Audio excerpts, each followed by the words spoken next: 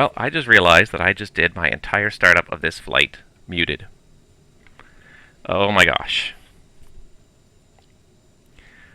I muted the mic because I was just sipping my coffee, and I never unmuted it, so I did the entire setup, and I yacked my way through the entire thing, and never said a word. Morning, Tim. Arg, that's frustrating. Alright. Yeah.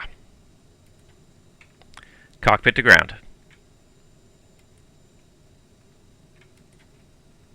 Cockpit to ground. It doesn't like me today. It also, yeah, turns off voice recognition every time I reinstall this. Cockpit to ground. It was very relaxing. You guys are terrible. Cockpit to ground.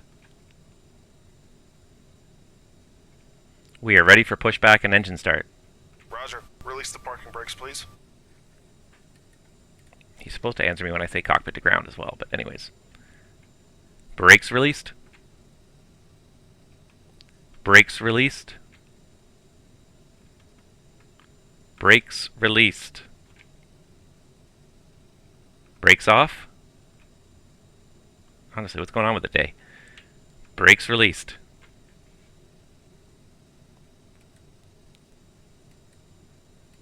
Roger. Release the parking brakes, please.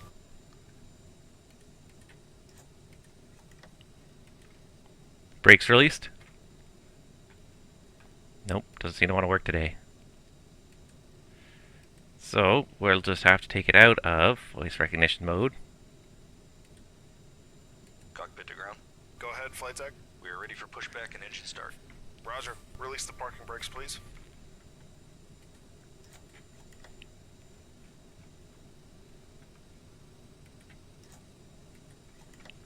Now it doesn't recognize that the brakes are released in this. Really? Now we can't do the pushback. Oh my god.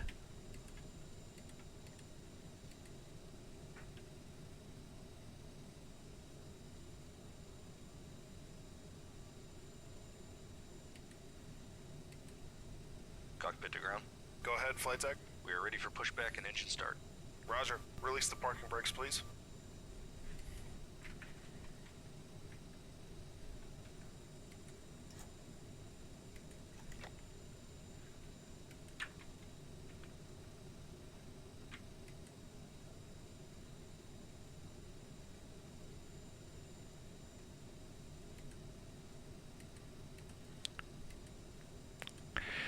Alright, sorry guys. Just trying to figure out why this is not working. My Pushback Express worked yesterday, but then I ran an update. So apparently it's not going to work today. Alright, so let's make sure the brakes are on before we run this again. And do this one more time here. Cockpit to ground. Go ahead, flight deck. We are ready for pushback and engine start. Roger. Release the parking brakes, please. Nope. Now it stopped detecting Aerosoft's braking system.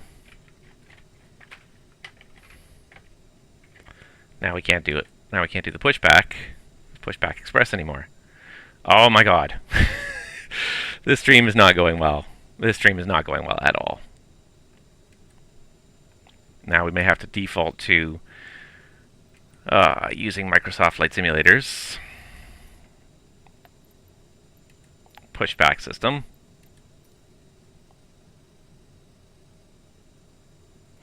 Because Pushback Express suddenly stopped working, which is incredibly frustrating. It's worked very well until this point, with a little minor glitch with the Aerosoft CRJ where it wouldn't release at the end, but at least you could go through the push and then you could manually terminate the process.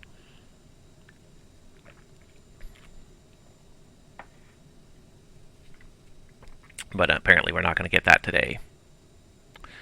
So now we're going to have to do it the dirty way in Microsoft Flight Sim. And the most annoying part of this is that it then takes over your radios and turns your radios to the wrong frequencies, which is very frustrating when you're dealing with VATSIM and you want to actually maintain a certain frequency. Alright. Here we go. Alright, so we're going to go ahead and start engine 1 here. Sorry, engine 2. Sorry, this is really annoying me now. And then there's such a lag, too, between the time you start pushing and the time it starts turning, the time you send a command. That's not left, that's right.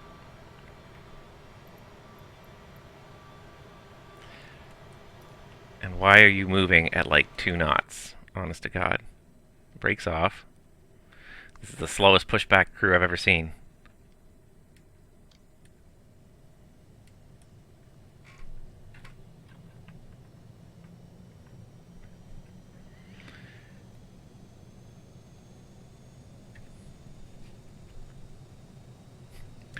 Well, I hope you guys enjoyed just that relaxing, silent setup.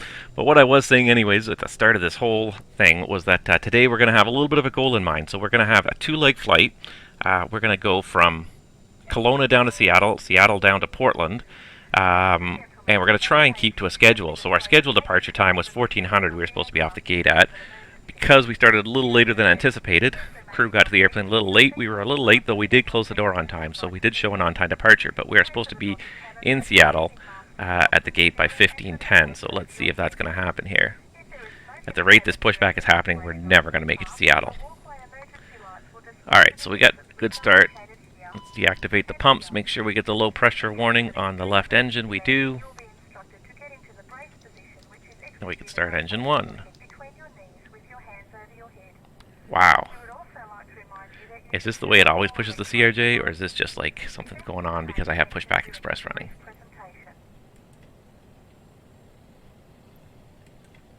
Because I swear I had the other airplanes that were pushed. Oh, yeah, that's right. The chocks are still on. That's why it's not. Thank you.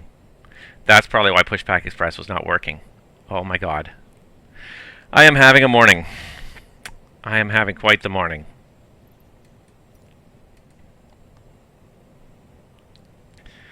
Good thing I have some people helping me out here during my stream. Yesterday's flight was nearly flawless. Today's is not so much. That's why Pushback Express did not want to work. It was waiting for me to take off the chocks as well, which is just, wow. Thank you, Travis. I feel like a complete and total idiot, and I, at this point, want to just stop the stream and just walk away because it's just not working for me today. I am not doing well. Yeah, don't ask you how you know. Yeah, of course not. Well, good to know they overpowered those chocks. Eventually. Okay, so we got the tug is gone. Our ground crew is gone. Let's go ahead through the after start flow. Oh my god. I feel like a total idiot after that.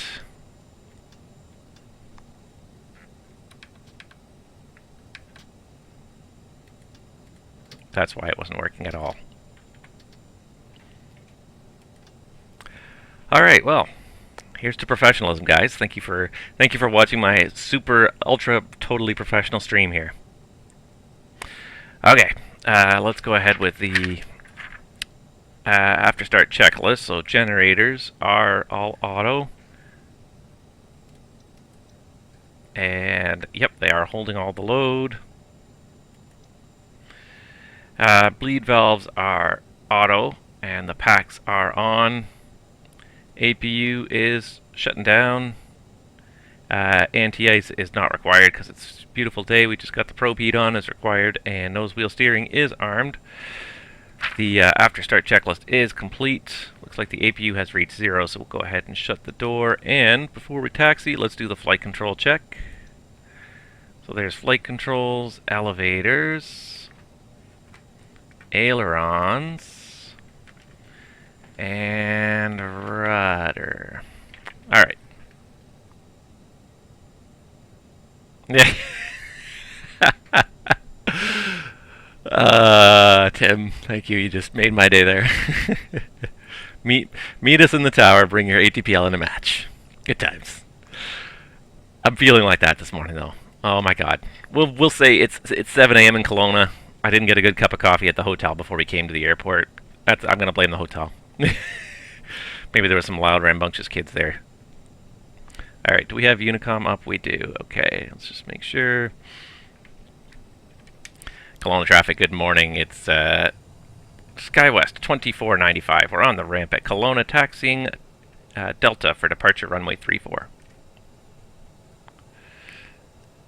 Alright, we got the flight underway. I always feel like I sit really high in this airplane. For some reason, like the default camera angle in this airplane is really high. I think it's a little bit too high. Alright, well, everyone enjoy the scenery, because obviously the flying is not up to par today, so just enjoy the scenery instead. Ooh. I really wish they would fix the runway lights so they go off during the day, too. That's one of the few annoying things with this sim right now. I really wish the airport lighting would go off during the day.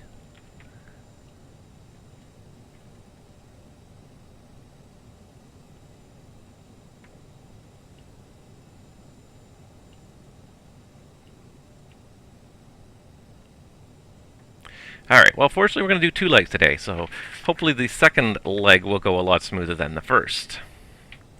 Alright, let's do a quick taxi check now that we're going here. Taxi check, so slat flaps, we've got 8 indicating. Flight controls, we checked. Trims, we've got green and we've got 7.5 set. Thrust reversers are armed. Flight instruments are all checked, and brake temp, green. Taxi checklist is complete. See, in the METARs we're calling the winds out of the north 040, but that windsock almost looks like it's got a very light wind out of the south. I gotta say, the scenery here is just fantastic, though. This is the VATSIM Studios Kelowna, and it just looks great. I really like it. I feel like we're trapped in a mountain valley. I really do. It feels just so good looking around this scenery here. That's one of the reasons why I like flying the sim. I like going back to P3D, and I like flying P3D because I love the airplanes in it, but I love the scenery in the sim, and thank goodness we have a beautiful VFR day today to do this too. Ladies and gentlemen, the captain has advised that we are now cleared for takeoff.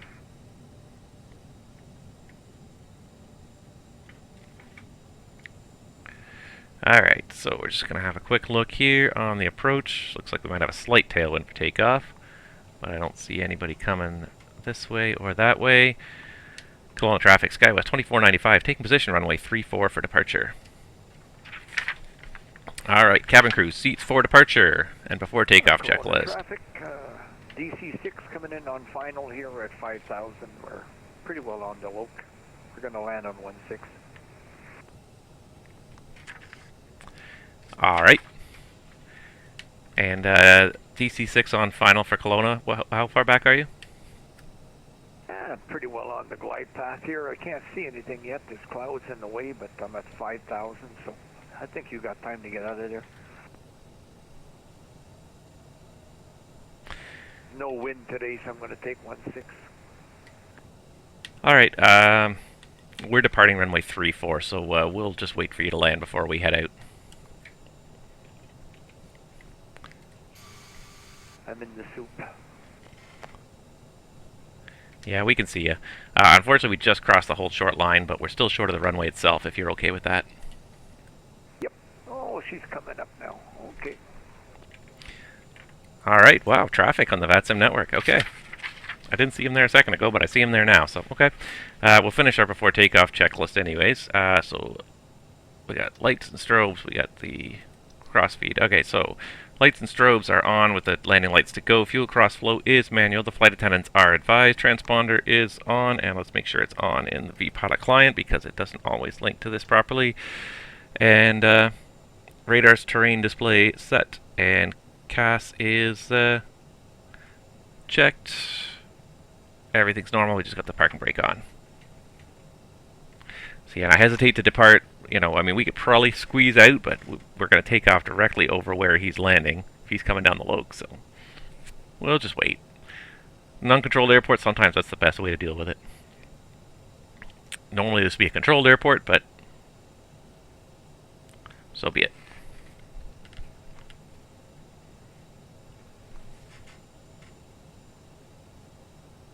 If he was at 5,000, he's got to get to 1,400. Now that we've made the decision to sit, we really should sit. Because now he's getting closer. If I probably departed right away, we probably would have flown over his head, but If there's one thing that makes it safer, it's just waiting. Patience. Yeah, with my luck today, yeah, we collided when we were airborne. Travis, you're 100% right. So we'll just sit on this for a second and just wait for this guy to land. It's a pity, and one of the things I always liked about P3D was the fact that you could watch other traffic. You could select other traffic in your camera views, and you could watch the other traffic take off and land, or maneuver or do whatever. And unfortunately, you can't do that in the cameras in P3D. All I could do is I could try to use the drone and try and zoom in a little closer to him. That's about all I could do.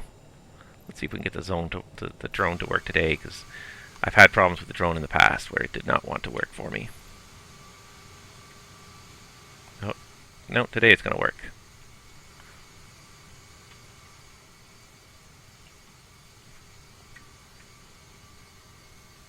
Let's get this drone speed up there.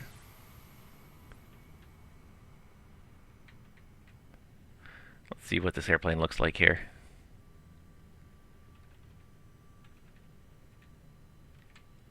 Oh, he's almost here.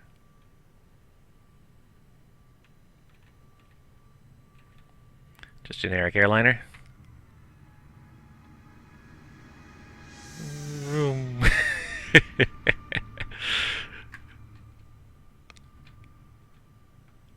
At least my drone's working today. Like, at the time I did this, couldn't get the drone to work.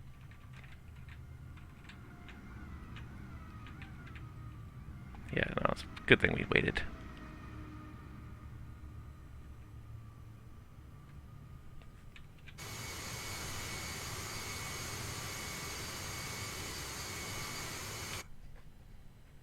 Nope. Now I just want to jump back inside. There he is.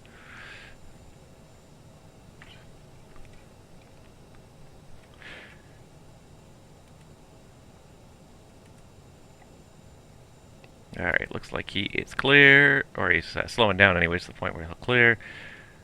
And he'll have to exit on Charlie.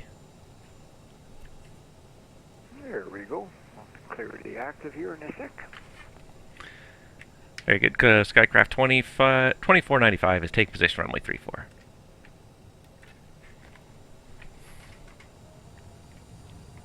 There you go. Who knew actual traffic on VATSIM, huh? Almost makes the stream worthwhile now. If only I knew what I was doing.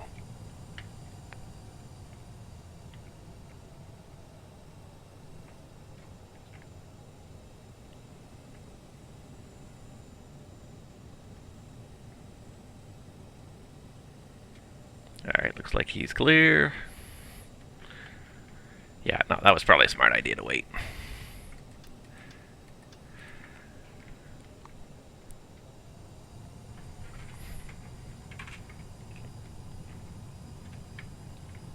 Kelowna traffic, SkyWest 2495 is departing runway 34, Kelowna 8 departure.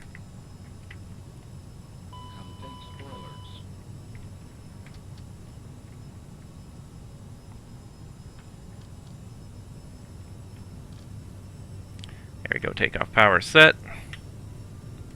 For some reason the spoilers were just out just a little bit there.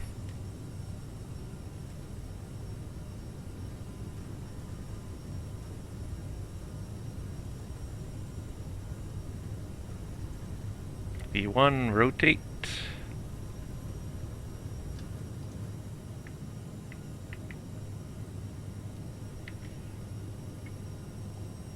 Positive rate, gear up. Feels weird saying these things without FS2 crew to listen to me.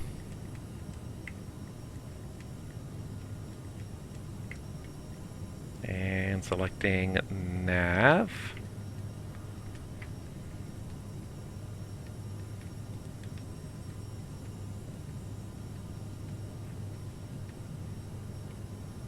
And we'll go ahead and get speed, autopilot. Let's get the speed up to 210.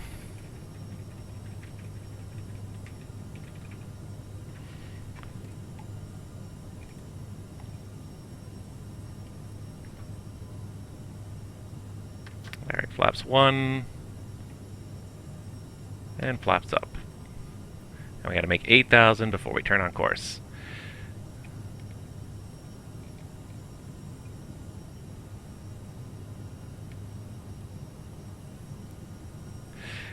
yeah, I find that sometimes I do that. The spoilers will be just a little bit extended, and I think it's like, I think it has to do sometimes with your controls as well. If it gets even just like a little feedback from that control for a second, it thinks they're out a little bit and then never resets them. So the second I moved it again, they went back to up. So I don't.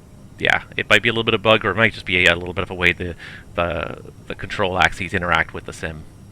So that's why as soon as I saw it was config spoilers, I did a quick little move it to see if it would clear before I even bothered to abort the takeoff. I had my toes pushing the brakes a little bit. Alright, there's 9,000 being captured already. Let's go ahead and get the cruise altitude of 26,000 set. 26,000 I think for this one today. Yeah, 26.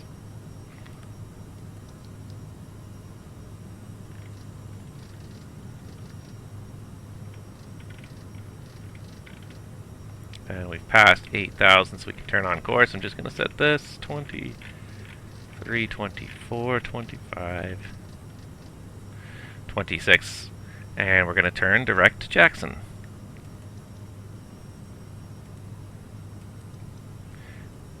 And let's see if it does it. It seems like it's turning in the right direction anyways. Always a little skeptical with these direct 2s. But there we go, and we're through 10,000. Alright, so first of all, first things first, let's get that after takeoff checklist done. Alright, climb check. So fuel cross flows back to auto. Bleeds and packs are all on. Thrust reversers are off. And the CAS is checked. Alright, and then we can do a 10,000 foot check as well. First of all, let's get the speed up to 290 for our high speed climb here. Alright, so speed's to 290. And we never did even get climb power, did we? Wow. Alright, so 10,000, we can get lights off.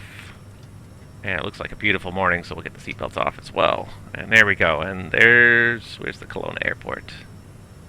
There it is, right there. What a beautiful, beautiful misty morning here over the mountains. Love it. Wow. That just captures in a way that B3D never even came close to.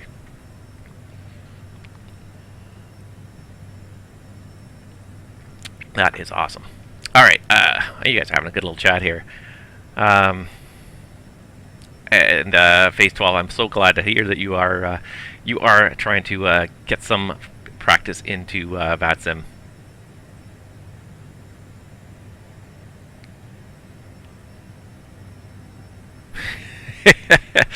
Oh, isn't that just the way? You know, and sometimes that's just the way things happen. Sometimes things just don't go the way you hoped, and thank goodness that this is just, you know, at the end of the day, it's a simulation. It's here for fun.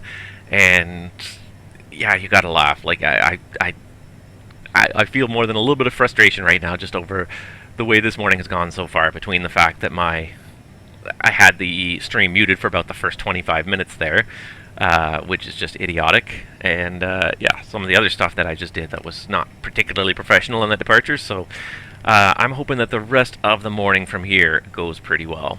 Because we're going to do another leg. So we're going to get down to Seattle. We're going to land at Seattle, hopefully get to the gate on time at 15:10 Zulu, and then we're going to have 30 minutes to turn it around and get back on our way to Portland. So that's going to be our tentative schedule we're trying to stick to here. There's transition. So hopefully I'll redeem myself with my performance on the second leg here. Looks like the direct is working somewhat now.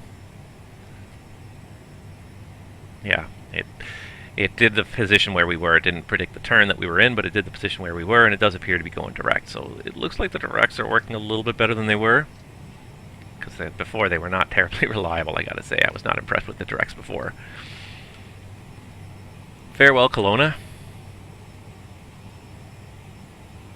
Busy little valley. Lots of people live in that valley there by the looks of it. Very busy little urban area.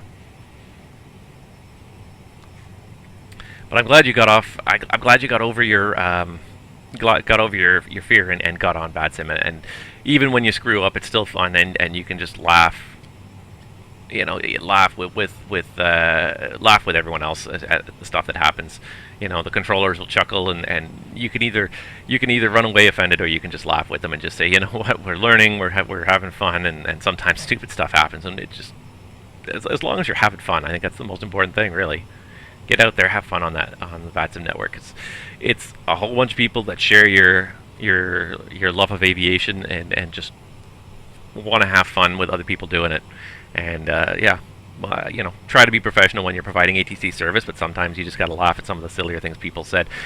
Last night I was doing Gander Oceanic for a couple of hours, and it was pretty quiet. But the one thing that somebody said to me, and I thought it was hilarious, somebody sent me a private message. It wasn't even one of the airplanes that was in my airspace. And he said something to the effect of, all the long haulers really hate you tonight because they can't just turn on their flight and go to sleep and leave it running the whole night long online. And I thought that was hilarious. I'm like, yeah, I don't think everyone really expects to see Gander Oceanic too often at this time of night. But yeah, that was pretty much... You know, I log in when I can, and I haven't done Oceanic for a little bit, so I thought last night I should do some Oceanic, and it was really quite quiet. I should have picked a better time, but should do it during the day. But yeah, as long as you had fun, you know, the ATC stuff, it doesn't have to be perfect every single time. It's not going to be perfect every single time. But there's something great about having that control from real people. It really pushes the immersion factor up in this simulation. Having real people giving you instructions based on where you are, based on your aircraft, based on where other aircraft are, it really just, yeah, to me it adds the immersion so much. I couldn't even imagine flying without VATSIM.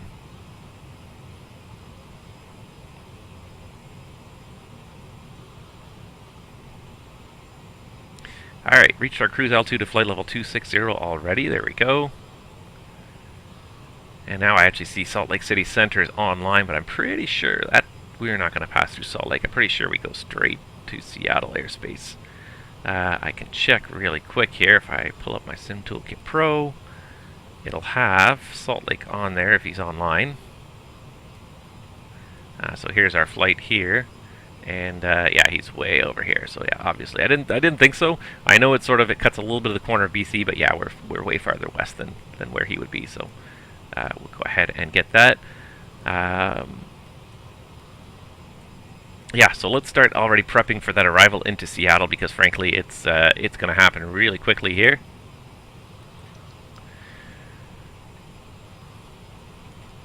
So first things first, let me just get a weather report in Seattle. And winds are calm. Great. That didn't help at all. Yes, that's true. They did announce, Asobo just announced that the next update for the sim is going to be the Nordic areas, Iceland, Sweden, Denmark. That's going to be fantastic because, again, some beautiful mountainous scenery that's going to hopefully look really good. And there's some really fun airports in all of Scandinavia. Especially more northern reaches where aviation is sometimes just about the only way to get to some of these places. Some beautiful approaches through, again, some deep valleys, not unlike the one we just left. So that'll be a fun one to explore as well, for sure. Alright, so what I'm going to do, because, yeah, the METAR was no help whatsoever, I'm going to go to my next resource, and we're going to fly this like the real world. And look, last time I flew, I was flying to SeaTac, and I had no idea what I was doing. I just had no idea what their active runways were, but it looks like it is landing, Seattle is landing north. So here's one airplane on final, here's one airplane that just departed. So it looks like got airplanes taxiing out here for departure at the south end of the field. So yeah, so looks like we are landing north. So we're going to plan to land on 3-4 center, which is what we got set up already, so that's good. Perfect. So we got our speed pretty well tuned up for a nice cruise at 290, give or take. Alright, so let's do this. Let's get some information here. Oops. Alright, so let's pull up the charts for Seattle that we're going to need. Did I? Yes, I did activate this flight, so I can pin the charts I need. So I need the Glazer 1 arrival. We're going to do the ILS to 3-4 center. And we're going to do... we're going to need taxi chart, and we're going to need parking gates. Yeah, that's the one. And if anybody wants to do some research, find out where SkyWest would park, where the Delta flights park in SeaTac and give me a gate assignment. That would be awesome. While I hurry up and set the rest of this up. So we're direct to Jackson, which is where we're joining the arrival, and it's pretty much almost the end of the arrival as well. Turbojet's landing north at 270 knots across the 16,000. So we're going to have to set this all up here. So 270 knots at 16,000 Jackson. I can execute that. And any more restrictions? Okay, so Jackson, turbojet's landing north, 270 at or above 16,000. Anyways, I got 16,000. Anyways, that's fine. And then turbojet's landing north at Heather. We cross at 250 and 12,000, and that's in there. Okay, so we got that in there. Next, we're also going to need inbound course and frequency for the ILS. 111.7 and 344. So let's get this over here. 111.7. And we can also do this here. We can do nav 2.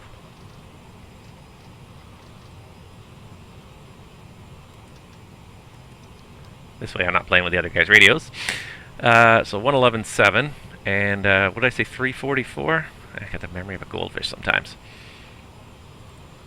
344, yeah. Alright, so here's what we're going to do really quick.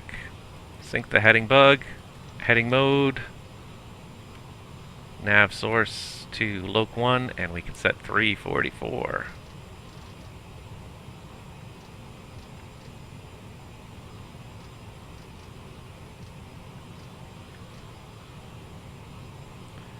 That should do it. Alright, and then we can go back to FMS and back into nav mode, and nobody is the wiser, and we can do the same thing on the other side, so we don't have to worry about FMS mode because we're not flying off that side. However, I just need to be able to see it a little bit better, and I think what we're going to do is we're just... There we go. Nope, that's not the right one though. That one.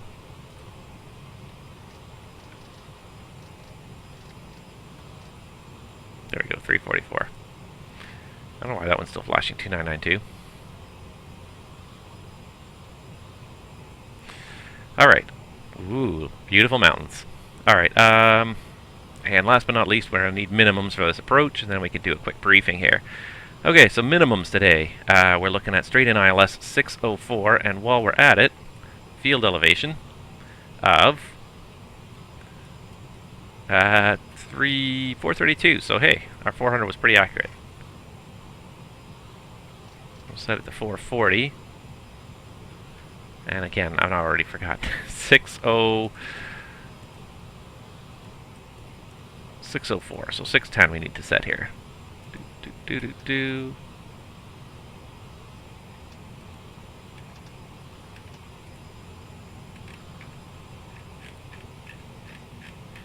610.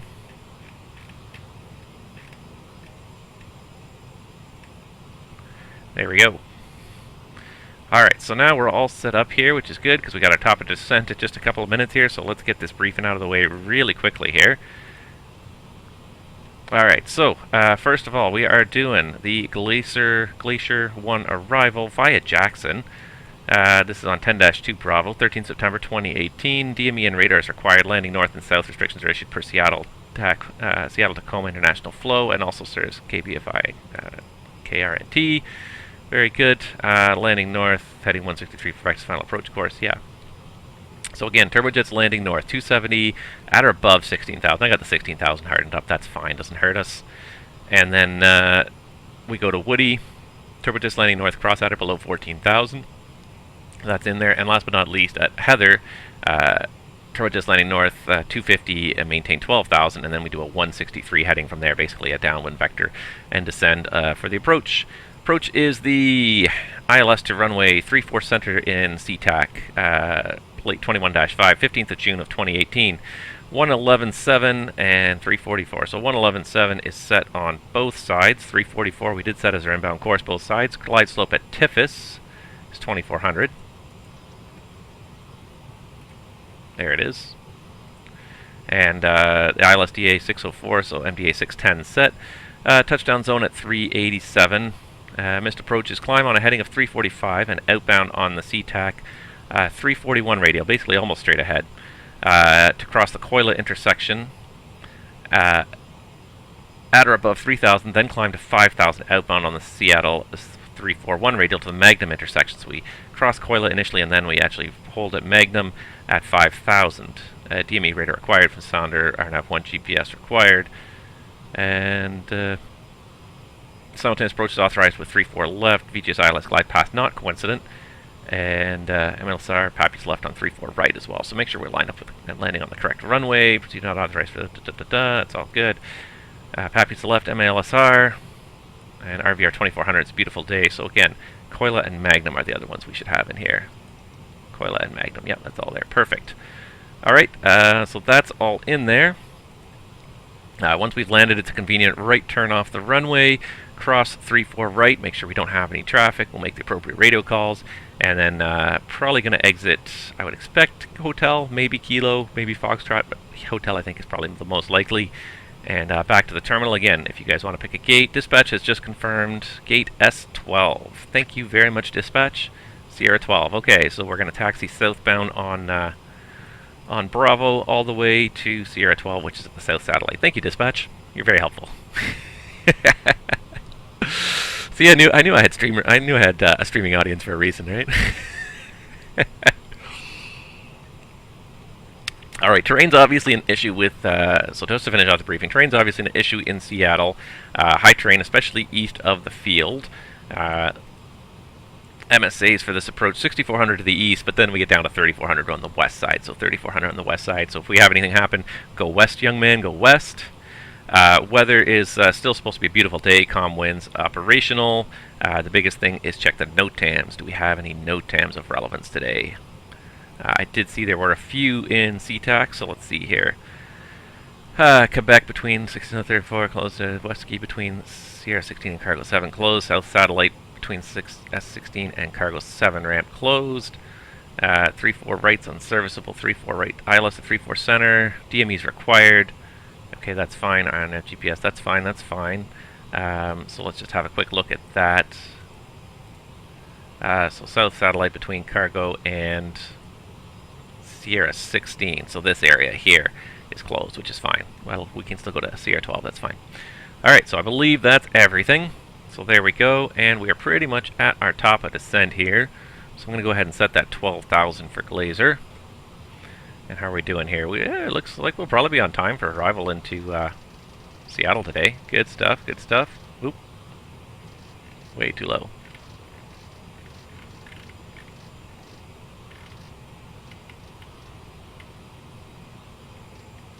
There we go, 12,000 feet set. And we are pretty much at our top of descent point here. About one more minute here.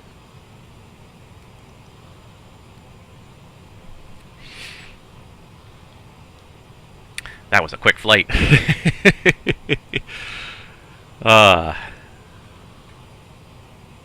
Nice. Every once in a while you catch those little seams in the scenery and they really kind of throw it off for a second, but then you just look away.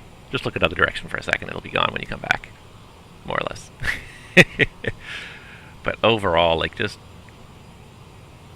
especially with the way the light plays off the early morning mountains, it just, oh, it looks so good. Alright.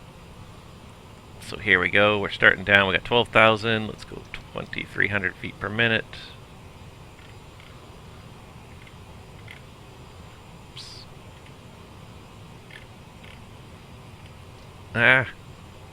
Sometimes I hate you, scroll wheel. Alright, starting out with 2,300 feet per minute.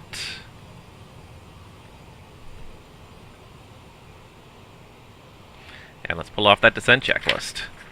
Alright, descent check. So landing elevation. Now we got it set for 440 feet. That's correct. Fuel is, let's see here, we got 4,900 pounds. And what do we need for our alternate today? I forget what we needed. To go to Portland, we need an additional 32. So we got 4,800. We got tons of extra, actually. We're doing pretty well here. Where are we here? So fuel's good. TCAS is still set to below. And radar is off. CAS is checked. And landing data. That's the one thing actually I did not get, and I should be better at getting this here. I'm not going to bother setting it now, but at least I've got it up there. And approach briefing is complete, so the descent check is complete. Do we have a current weight right now? So fuel, oh, I never initialized the fuel, that's why it doesn't have a calculation. Because the fuel truck did not show up on time. So we got 64,000 in the tanks right now, so we're going to be 63,000 when we land. So I'm just going to pull out some numbers from my chart here.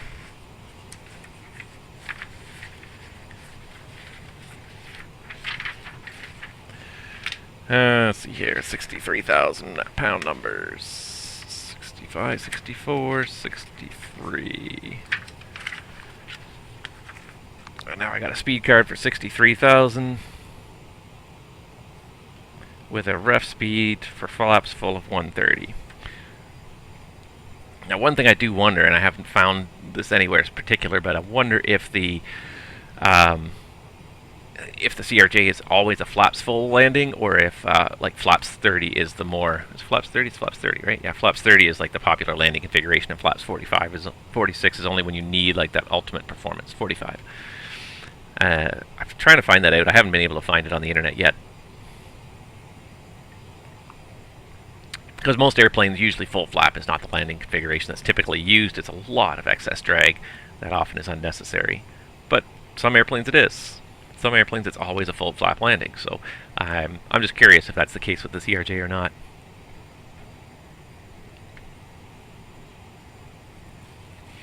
I've also been kind of contemplating different sceneries now to expand to, because I think there's absolutely some great scenery, and now that we have this airplane, that is really quite a lot of fun to fly between the sceneries. I've been contemplating more and more scenery and starting to increase my library.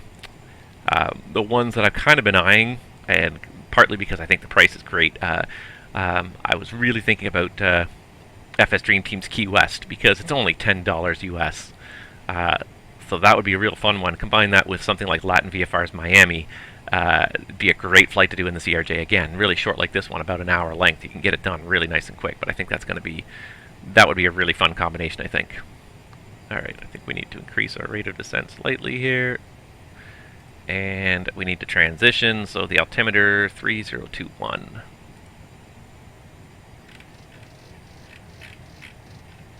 Oop. I hate the scroll wheel sometimes. Oh my god, it's killing me. It's gonna kill me.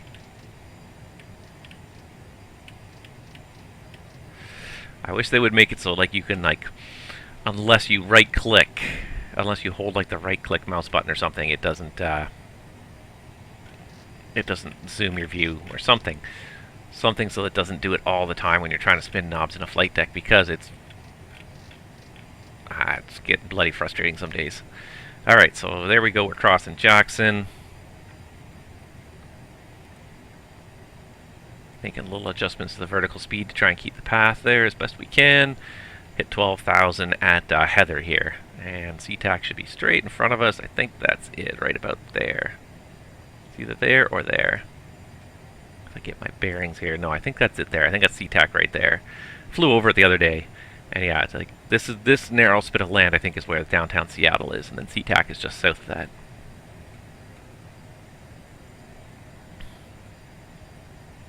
Another beautiful morning for flying. I really need to pick some nice IFR days one of these days too. I did a flight last night in the CRJ just from Toronto to Montreal, and it wasn't like terrible in Montreal, but it was overcast, and it was amazing how dark it got in the flight deck at night. When you were flying through the clouds, it was very dark, just nothing outside whatsoever. And then all of a sudden, the lights just sort of slowly faded into view through the mist as you just sort of descend out the bottom of the clouds. It looked really, really good. Alright, so we got to be 250 knots at Heather, so we got to start Probably pitching up a little bit. We're below the path anyways. And lose some speed here.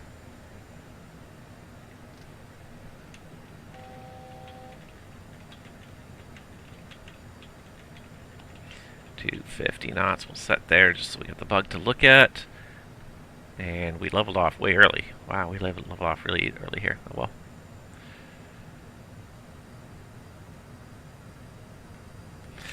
Oh well.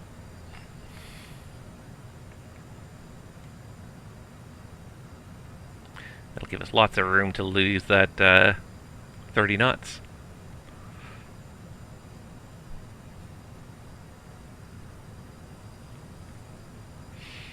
Yeah, the more I do this, the more I'm thinking that my next schedule that I generate in a pilot's life will probably be in this airplane. I might try to fly this airplane for a little while.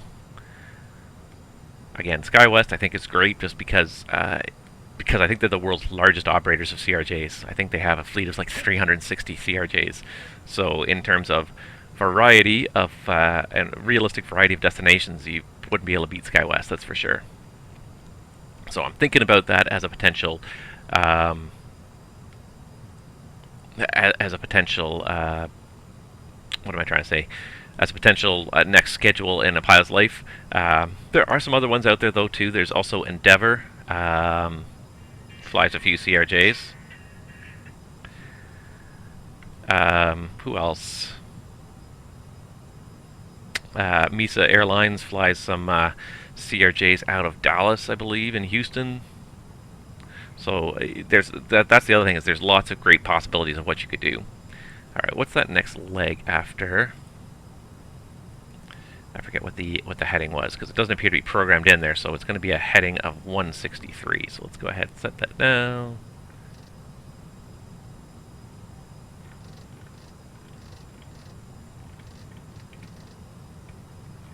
.163.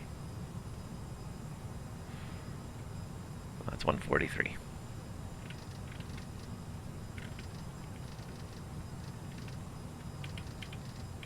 There we go. It's 163 heading. That'll put us on a nice downwind for SeaTac. There's SeaTac. You can start to see it fading into view there. See the approach lights anyways. These approach lights are about the only thing that really make these... Lindbergh. Yeah, Lindbergh. That'd be a good one as well. What's the other one I was flying the other day too? Not Brickyard, but Waterski, I think, which is I believe Transstate Airlines. So there's lots of great possibilities for this airplane, and you'll squeeze into a lot of smaller airports. The only trouble with it is that there's so many airports that a lot of them don't have any decent scenery yet.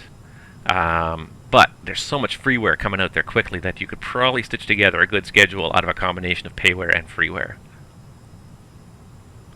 That's certainly what I expect. Okay, it looks like we're just crossing Heather right now, so heading mode 163. And let's go ahead and start our descent, because I can see we're clear of the mountains and everything else.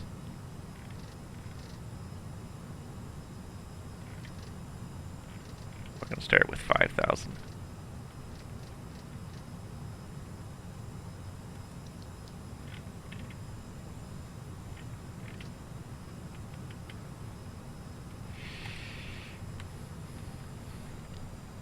Seattle traffic, good morning. SkyWest 2495 is about 10 miles east of the field on a right downwind for runway 34 center.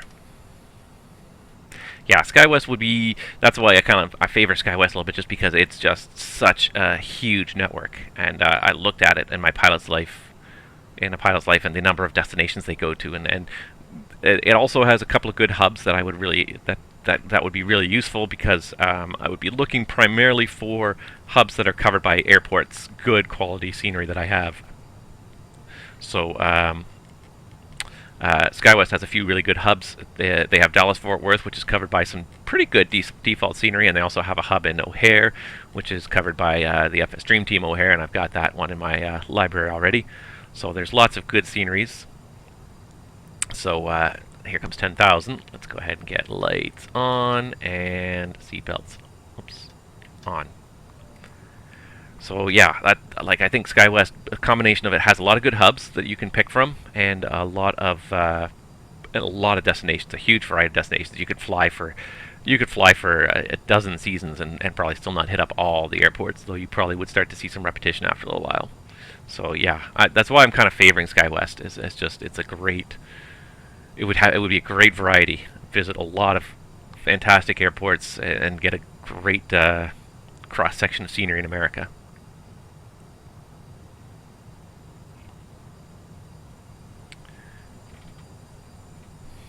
All right. Let's see here. I'm just going to have a quick look at my approach chart here. And just see here for 3-4 center. So I have oboe. Oboe crossing height is supposed to be 4,000. So yeah, if we can get down to 5,000 by the time we're beam oboe, I think we can do that.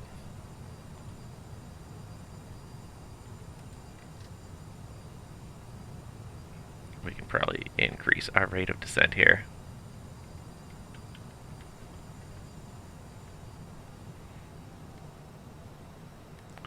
We do have the localizer and the glide slope up, so they will show us. Alright. What a beautiful morning for flying. And how are we doing time-wise here? Got to be at the gate in 13 minutes. This is going to be tight, but I think we can do it. I think we can do it. And then we got to flight plan everything for the next leg too. I haven't flight planned anything. I was going to try and do it on the way down here, but it's just too much work doing this here. It's just such a busy leg, so we'll have to quickly pop a flight plan into SimBrief once we land and get some information for the next leg. Pretty much idle descent here. I'll bump that descent rate just a tiny bit more.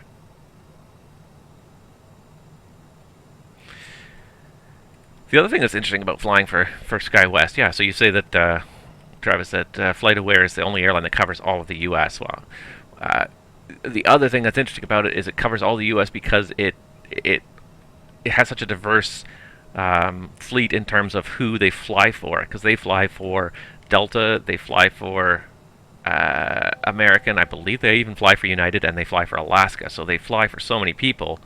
Alright, let's go ahead and set 4,000 if it hasn't captured already.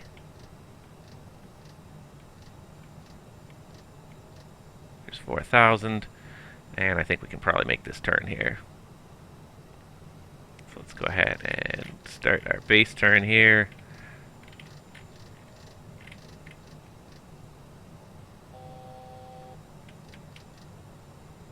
$260 is fine. And we're going to start getting the speed back. Well, once we level off here, we'll get the speed back. I'm just going to flag 210 knots now. There's altitude capture already.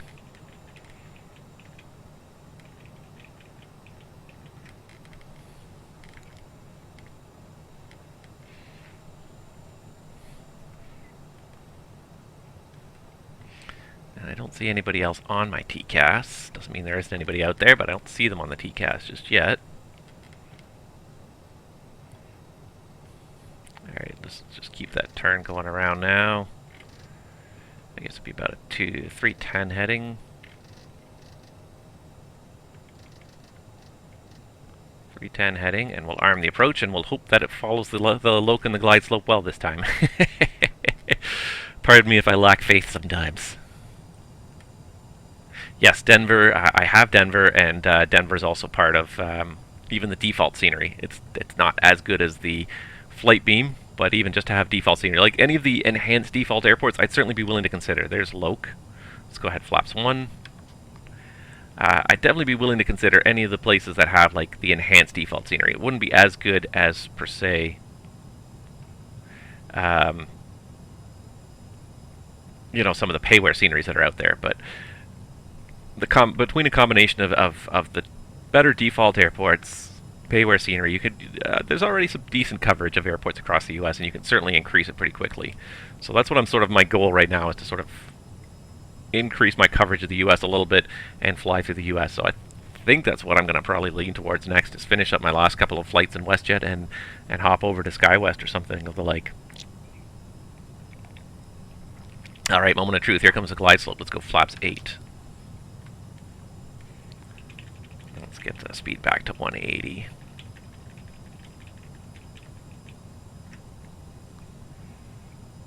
Let's sync that heading bug as well while we're at it. Okay, here comes glide slope. Let's just make sure it tracks nicely on that glide slope and doesn't overly pitch down here. Seattle traffic, SkyWest 2495 is on a 10-mile final runway 34 center.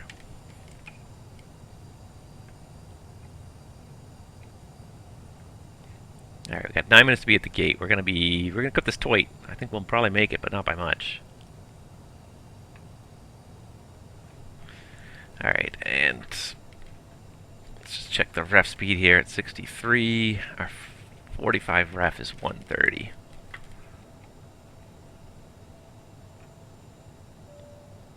Alright, looks like it's tracking the glide slope pretty well here. It's maybe a hair low, but it's pretty good.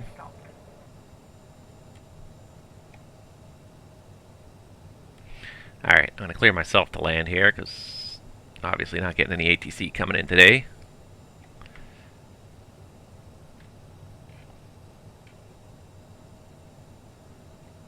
Alright, let's go ahead, gear down, and flaps 20.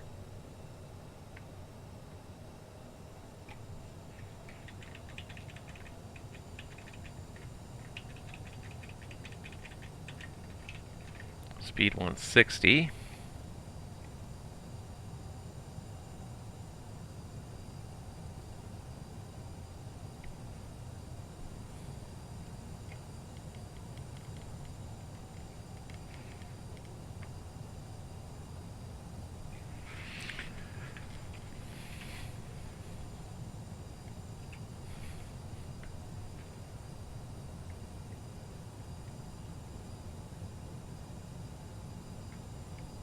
Alright, let's go flaps 30.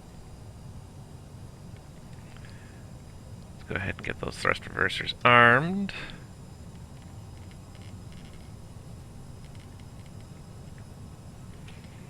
Let's go ahead and set 130 for our VREF bug here. There we go. It's a little tiny bit low on the glide slope, but it's not too bad.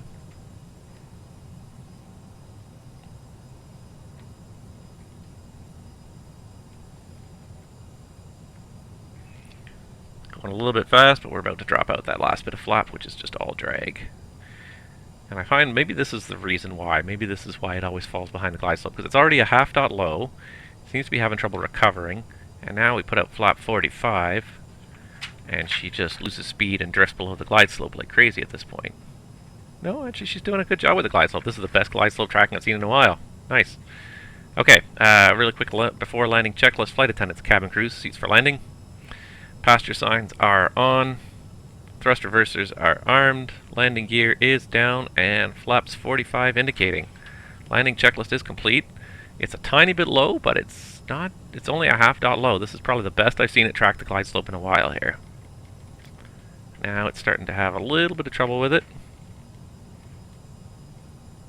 Now it's kind of slipping, just slowly slipping below the glide slope. It's not terrible, but it's not quite recovering fast enough. So let's go ahead and let's just take over for the moment here. Get some power in there. Get it back on slope. 400. 300.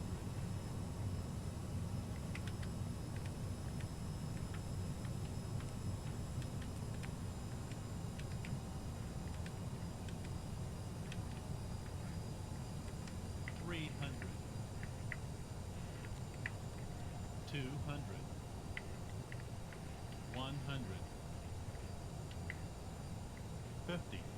40. 30. 20. 10.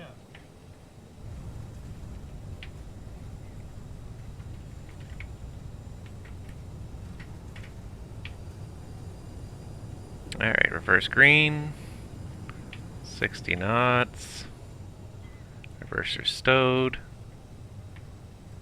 And there we go. Thank you, Travis. Your ATC instinct just will not give up, will it?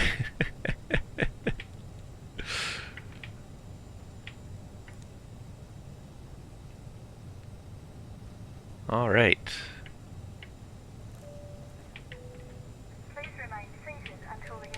Seattle traffic. Skywest 2495 is clear of runway 34 center. Crossing runway 34 right, taxiing to the apron. Oh, I'm sorry, we're in America. We're taxiing to the ramp.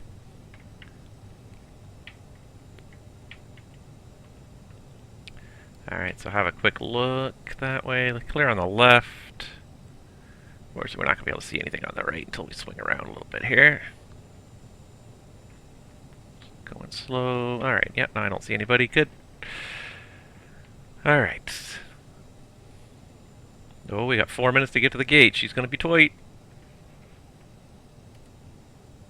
But if we don't, if we're not late, if we're late, it's going to be by like a minute. It's not going to be too bad here.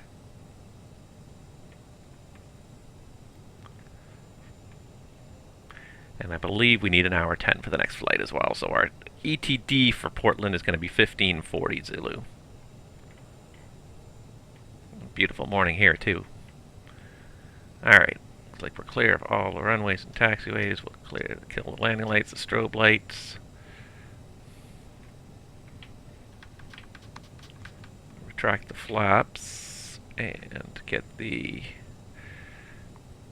probe heat has to go off. Oops, there it is.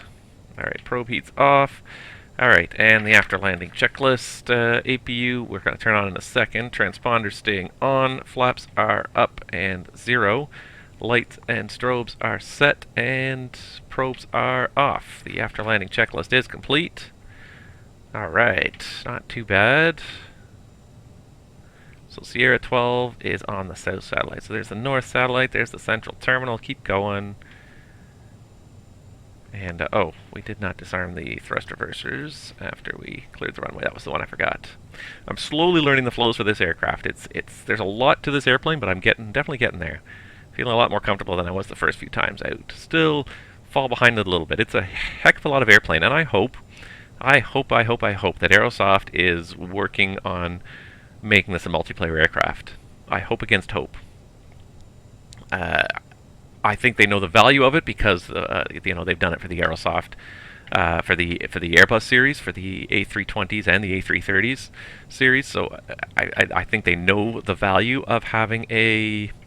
All right, let's fire the APU of having multiplayer. I just hope they're working on it. Show me APU doors open. Start the APU. I hope against hope, because I think it's going to be great if they can do that. Because this is an airplane. There's some airplanes that really can use multiplayer, and this is one of them. It's a heck of a lot of workload handling this aircraft, and I don't mean that in a bad way, but it certainly would be a lot easier to do a lot of the after takeoff and after landing stuff with someone to help you out. So there's Sierra 11, Sierra 12. I can see it written on the building. Alright, we'll say the marshaller's in sight, so taxi light's going off. The APU is almost there. By the time we stop at the gate, it'll be there. And we are going to be right on time. Oh, this is going to work out nice. Alright, let's see if we can find the center line here. Where is the line for the gate here? I think that's it there. And all we have to do is set the brake and disarm the doors.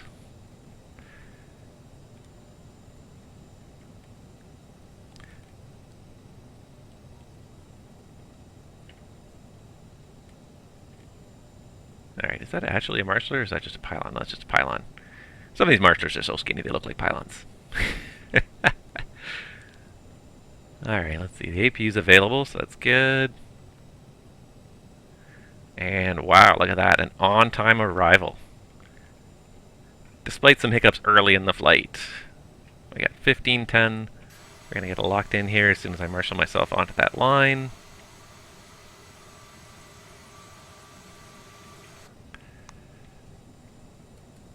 Alright, so again, the APU's available, the parking brake is set. Let's go ahead, we shut down 2.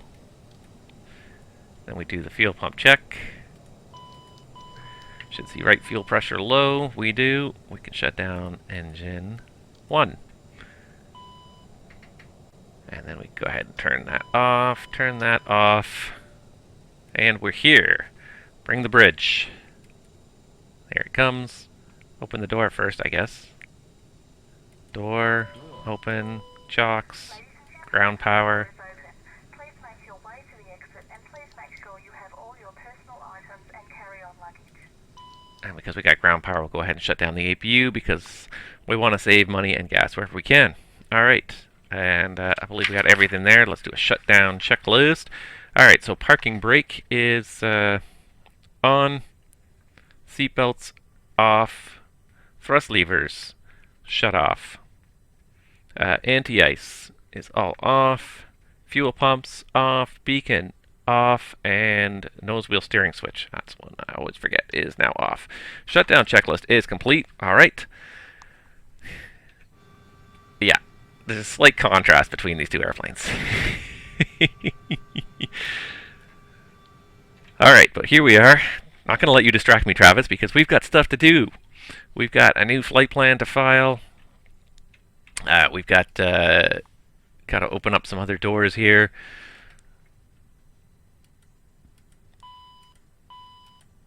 So now that we're here, we're going to get the baggage offload, we're going to get the fuel truck, and we're going to get catering to all come. Because it's a base, so we got to turn around, we got to get everything done here, and we got to get off on our next leg. So really quickly, let's go ahead and get in that next flight. Alright, so I don't even have a flight number, and I like to pull up the flight numbers from the Sim Toolkit Pro Real World Flight Planning. So if you go here, flight planning, no, not flight planning, flight schedule, sorry, and real flights,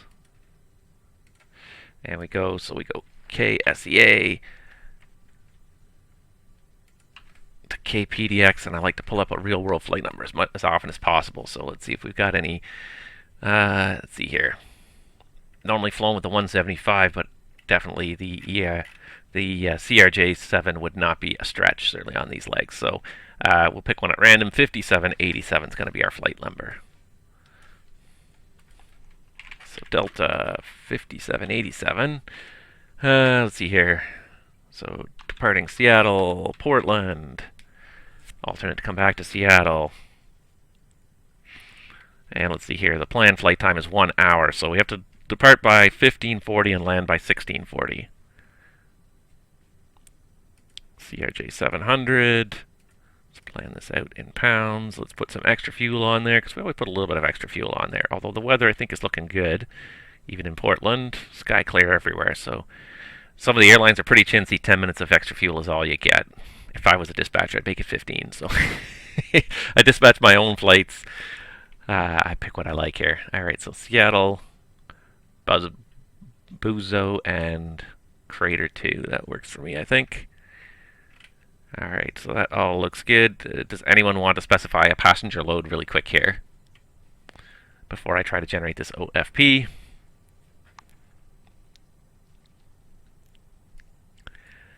Let's see here. Let's just get some other stuff going in here as well.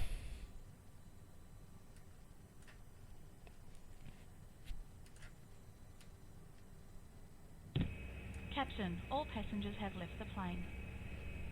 That is the first time I've heard that. Travis, you said that happened, but that's the first time I've actually heard that.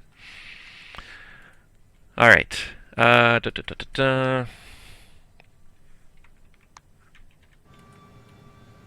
So, oh, here comes the fuel truck. Beautiful, beautiful. So, even though I don't have a passenger load specified yet, let's go ahead and generate this and see what we need for fuel. The fueler's here.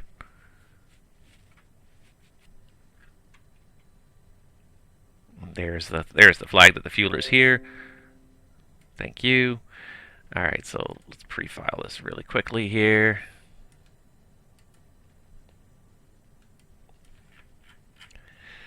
Pre-filing, let's get this next flight underway here and get out of here on time this time.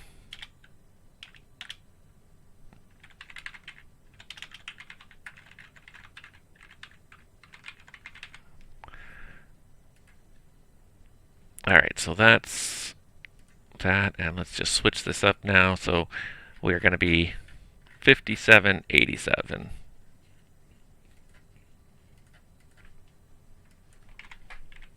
And I realized I put Delta 5787 when I should have put SkyWest.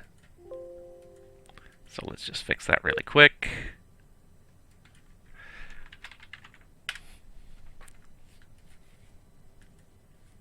Alright, so problem solved. That's solved. We need to get our flight plan PDF up here. And okay, so looks like we need about 7,000 pounds of fuel again, 6,500. And again, oh, he's leaving already. He said screw it.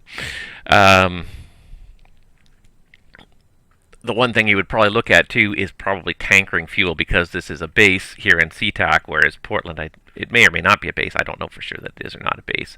If it was a base, then you might not tanker fuel down there, and you may buy fuel there. But if it's not a base, then you there we go. Then you may or may not be tankering fuel down. So let's go ahead and get 60. Let's get at least 7,000 pounds in here. Da, da, da, da, da.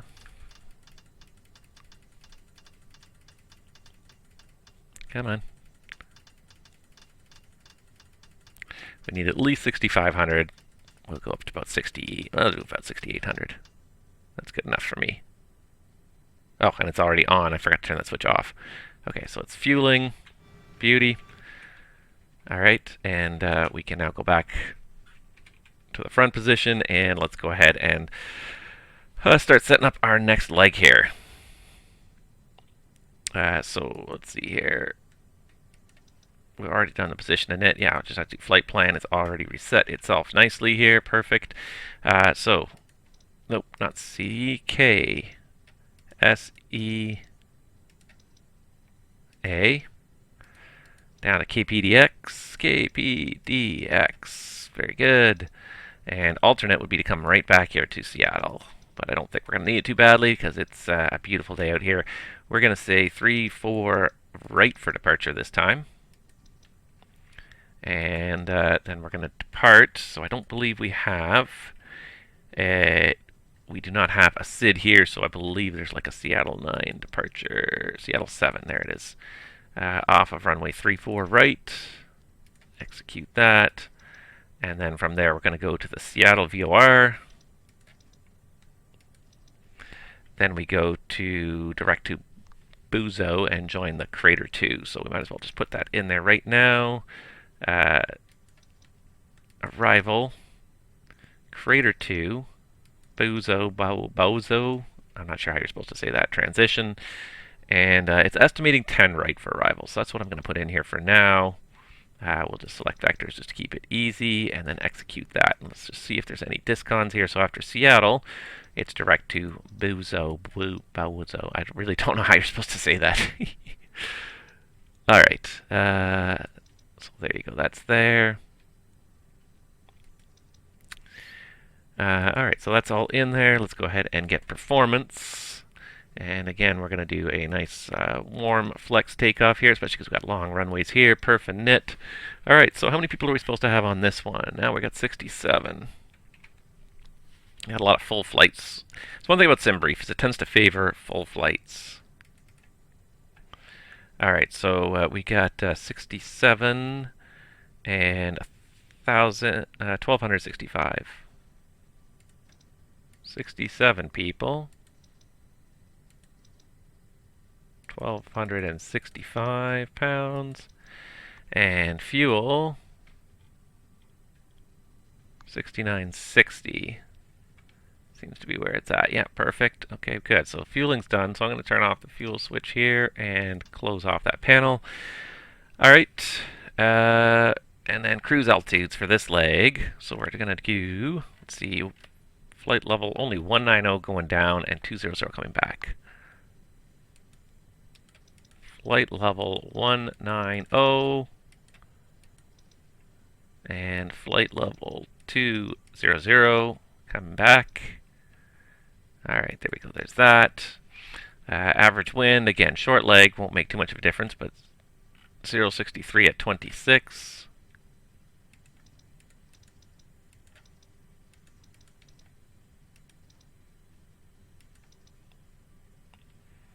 All right, and VNAV setup. We're going to have a cruise estimate of 0.77, but it's not going to make too much difference to us anyways. Execute. and to 74290. All right. So that's all set up already. Let's go ahead through that overhead panel again, make sure everything's good. DC service is off, battery master's on. Everything is dark. We got everything in auto dark. Fire detection test again. Shut-off valves are good. Nav light's on. That's only light. That's good. Pumps are off right now. The crossfeed is auto, normal, auto, closed, and both engines. The APU is off right now. I still got the shut-off valve open, and that's fine. It's not wasting any fuel, at least. Start switches are all out. Continuous is off. And we should just have hydraulic pressure on number 3. Yeah, number 3 is the only one that's maintaining pressure, which is exactly how it should be. All right, and I really don't know the field elevation in Portland. How are we doing here? Yeah, we got time. We got 28. We got 18 minutes till we're supposed to depart, so let's go ahead and just pull up some charts really quickly here. Where's my charts? Just gonna pull up charts for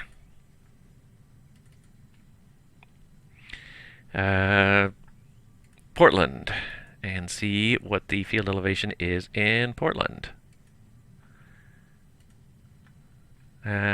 Elevation 31 feet, pretty much sea level. So let's crank this back down again here. Let's do it this way. Let's up here just so we can see what we're doing.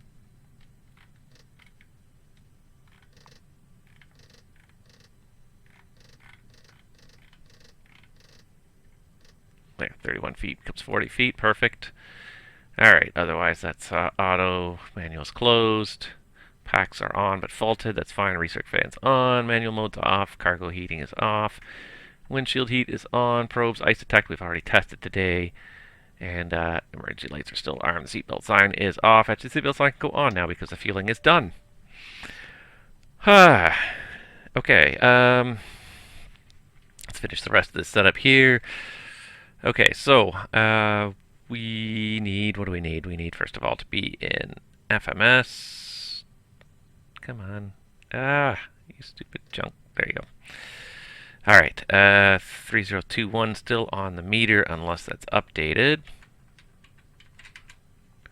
3022 now, actually it has updated, so 3022, 3022, perfect. Altitude we'll grab in a second here. One thing I didn't do on the first leg I was supposed to do was just test the stall system to get the continuous light on there. And something else I noticed that was neat, if you click on the speed placard here, that brings your controls up or down. So out of the way or in the way. I never noticed that before. I thought that was really neat. Alright,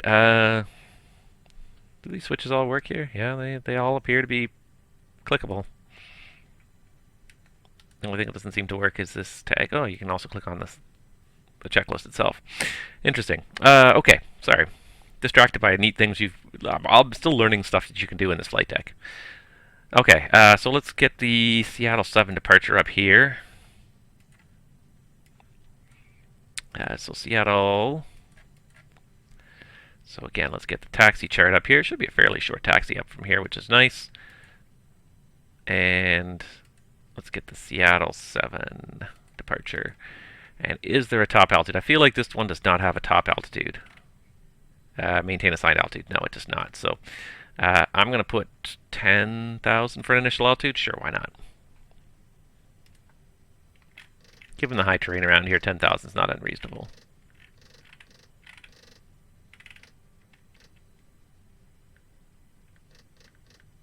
There we go. Okay, there's 10,000, and the heading off the runways is 344 initially, which I think it's what's set. Wasn't quite 344. There we go. All right. All the rest of the stuff has been tested already once today, so we just need to go through and make sure everything's where it should be.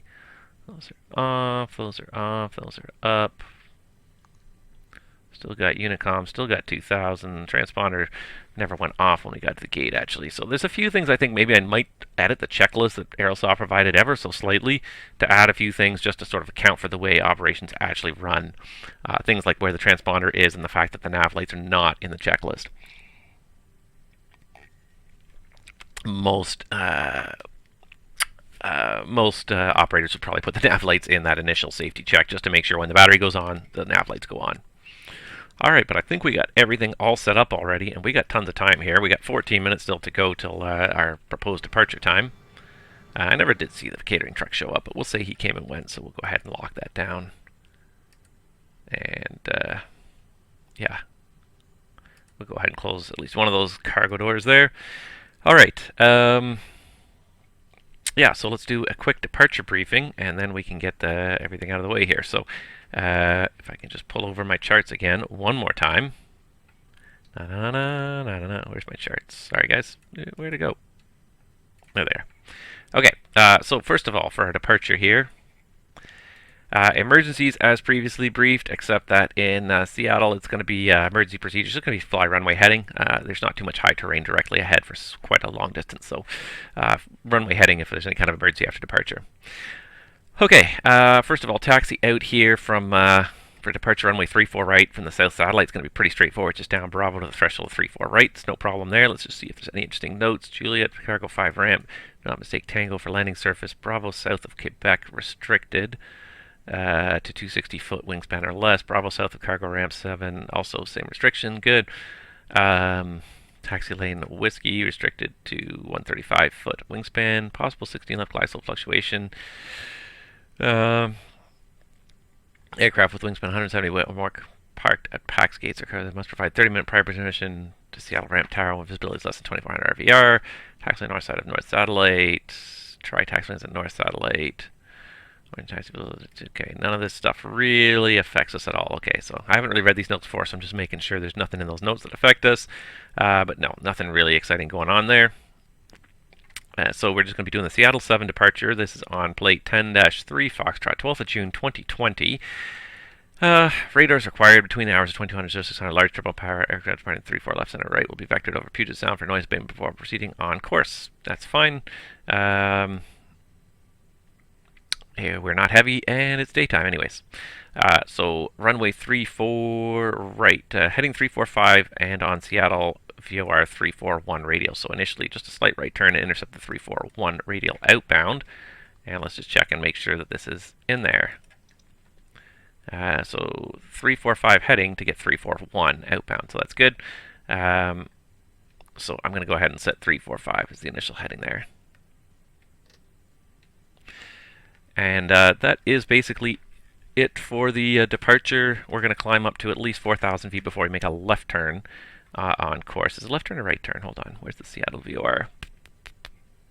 Standby 1. Let's see here. Seattle VOR is pretty much directly on the field. So yeah, we can make it to 4,000 before we can... 4,000, and then we can start our turn back overhead the field and join our route. And that's it. So terrain, obviously, again, east of the field is where the high terrain is. So if anything happens, we'll go straight ahead or west. Weather is beautiful day here. Calm winds, clear skies. Operational, again, no TAMs. I don't believe there was anything that affected departure off 34 right. Oh, that's not the, that's the old flight plan. Well, you know, the no TAMs are still relevant. Nothing for SIDS. No, nothing that affects our departure at all. That's the old flight plan, though. Here's the new flight plan. Yeah, noise abatements, no turns below, I don't know, 4,000 feet. And I think that's it. No MELs on the aircraft. Everything's working, so we're good. So we got 10 minutes till departure, and we are pretty much ready to go. So let's go ahead and just start firing that APU here. Get that door. Wait a minute. I already had it powered up, didn't I? Yeah, APU and byte. All I had to do was press the start button. Alright, APU shutoff valve is open, so let's go ahead and start. Perfect. And while that is starting, let's do the before start checklist. If I can find what I did with it. Here it is. Before start check. Passenger signs on. Landing elevation. Set. Altimeters. 23022 set. FMS is checked and set. IRSs are aligned and they are in nav, and radios and nav aids are set. Takeoff reefing is complete. We're going to get the Seattle VOR up there in a second, and we're also going to get this takeoff. Bugs in there. Okay, perfect. So we got takeoff, and we're going to go ahead and deactivate the MDA because we don't need it anymore for now. So let's just pull up the Seattle VOR on my chart here just so we can have that in there. Track the correct outbound, 3431, 116.8. 116.8, and let's go ahead with 116.8.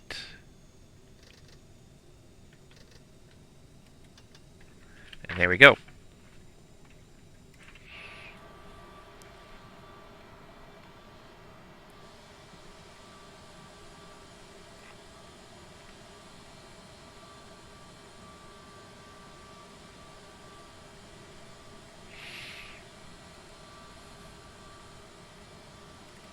Alright, so we're going to see if we can get Pushback Express to work this time properly by taking off the chocks before we leave the gate.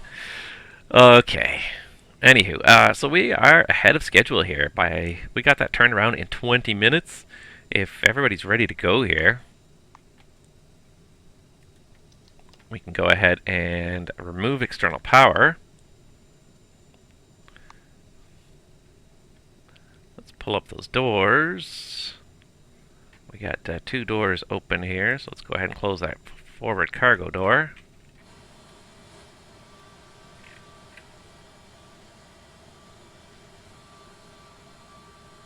There it goes, nice. And alright, so we got the GPU off, which means we can pull the bridge if we want, and I think we will.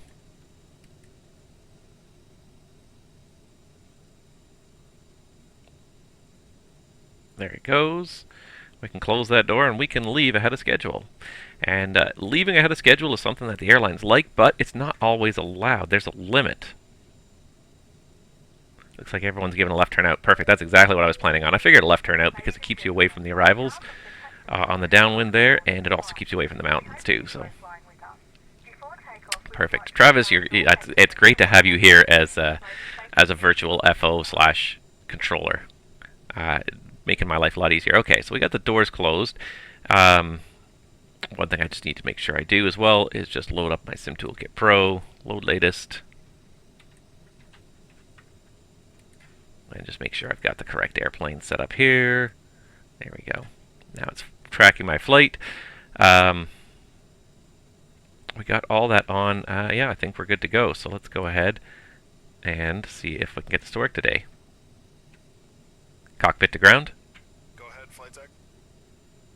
We are ready for pushback and engine start. Roger. Release the parking brakes, please. Alright, first of all, chocks off.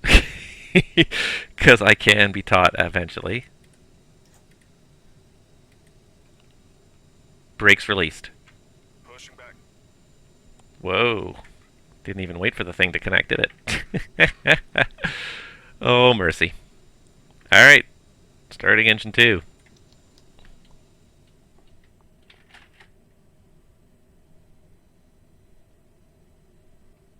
Now it's not going to let me do it. Oh.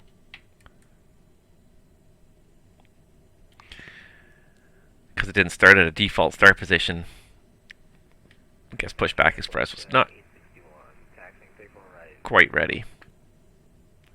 Alright, we got 20%. Let's get that thrust lever up there.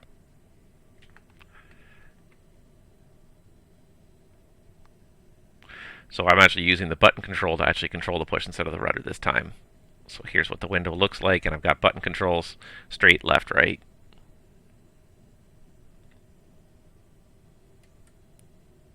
I can control the speed, and I can also just do this. Stop pushback. You are clear to start engine 1 and 2. Stop pushback. There we go. It stopped on its own. Pushback complete. Set parking brakes, please. Hey, it works now. Haha. Brake set. Roger. Okay, the tow bar is disconnected. And you would actually see the tug would disconnect and connect properly there, but that was one of the problems right there. Have a good flight. See you For some, well, actually there was a very good reason for it. Why does it still have the starter engaged? Because I didn't do this before start check, which means I didn't get fuel pumps on or anything else.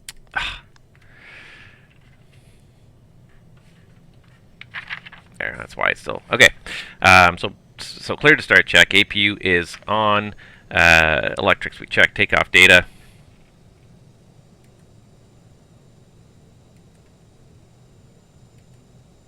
Is set.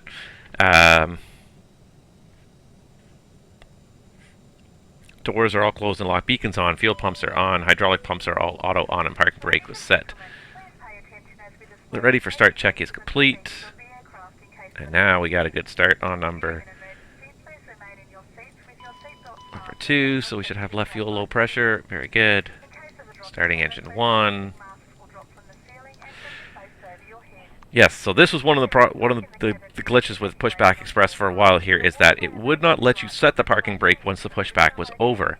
And what they discovered was that Pushback Express was actually sending a signal to the sim to tap the brakes to simulate the tug stopping and to prevent the aircraft from rolling if it stopped on a hill. Unfortunately, when that happened, it was preventing the parking brake from being triggered, so you could never finish the pushback, which was really kind of just frustrating. Yeah, fuel pumps, thank you. So glad they finally got that fixed. So Pushback Express is finally fully functional with the Aerosoft CRJ. It was a little bit of an issue for a little while there. It looks like they've got it all fixed up now, which is great. That's gonna make the pushback process that much smoother. You could get away with it, but all you had to do was just simply fully abort the pushback. But it was workable anyways. It's much more workable to me than trying to use that default flight sim setup. Alright, so it looks like we got 2 good starts. Very good. Alright, so let's just do the quick check to make sure the electricals did transfer. Yep, the APU's got no load, so we can shut her down. Alright, so APU can go off. Probes can go on. And we can set flaps 8. Thrust reversers armed. Nose wheel steering armed. And away we go. After start checklist. Generators are auto, and electrics are again checked. Bleed valves auto. Packs on. APU is shutting down. Anti-ice is not required, and the nose wheel steering is armed. After start checklist is complete. We'll do the flight control check again here. So elevators, ailerons, and the rudder. And there we go. Flight control check's complete. Go back to the stat page, and the APU should pretty much be at 0 by now. Yep. So we can go ahead and switch the APU off. Door will close, and we're good to go.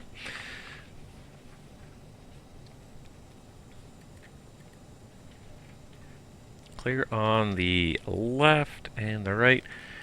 Seattle traffic, SkyWest 5787 is taxiing from gate Sierra 12 for departure 34 right. And I believe there's the traffic I heard calling on frequency there. So we're just going to go ahead and taxi right over to Whiskey here. We're almost on the Whiskey lane.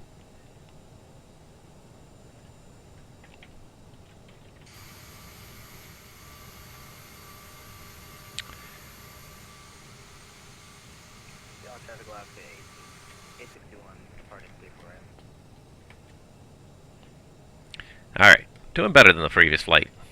One minor glitch this time. Forgot the checklist there, but doing better than the previous flight.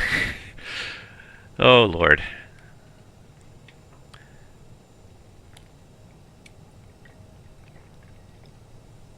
I have not spent enough time inside real airplanes lately. And I think it's starting to show already.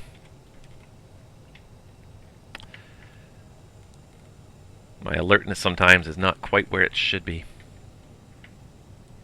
Alright, so we're going to transition from Whiskey over to Bravo here. There's the Alaska Airlines hangar.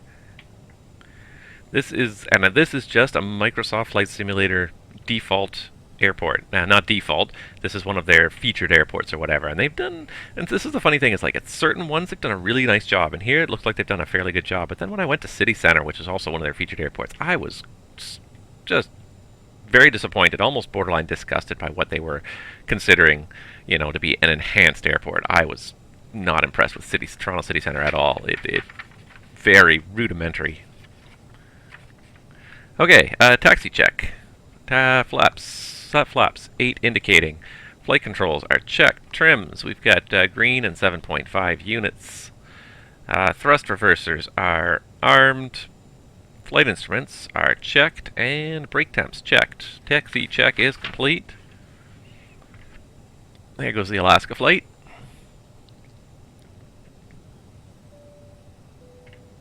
Ladies and gentlemen, the captain has advised that we are now cleared for takeoff.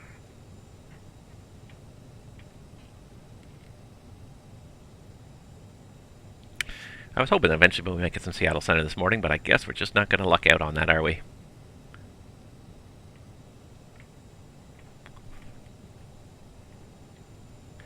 Try as we might. Oh well.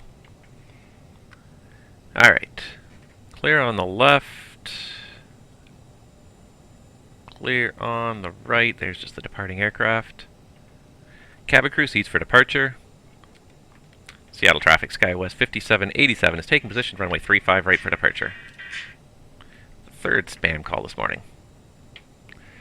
Alright, so we get the strobes on. We get manual cross flow, and let's just do before takeoff checklist. Yeah, we're getting there, Before takeoff checklist, lights and strobes are landing lights waiting for the takeoff clearance. Fuel cross flow is manual. Flight attendants are advised. Transponder TCAS is on. Radar and terrain displays are set, and CAS is checked. Before takeoff checklist is complete.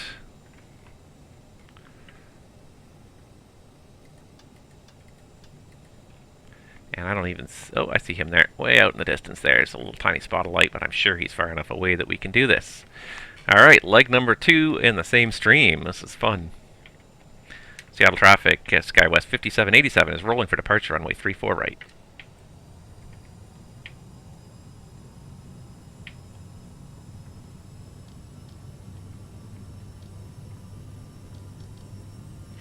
Alright, Toga.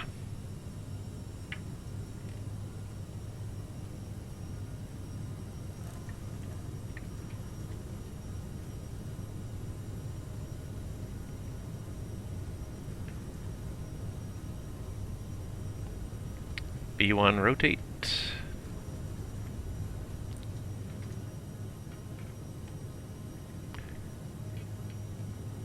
Positive rate, gear up.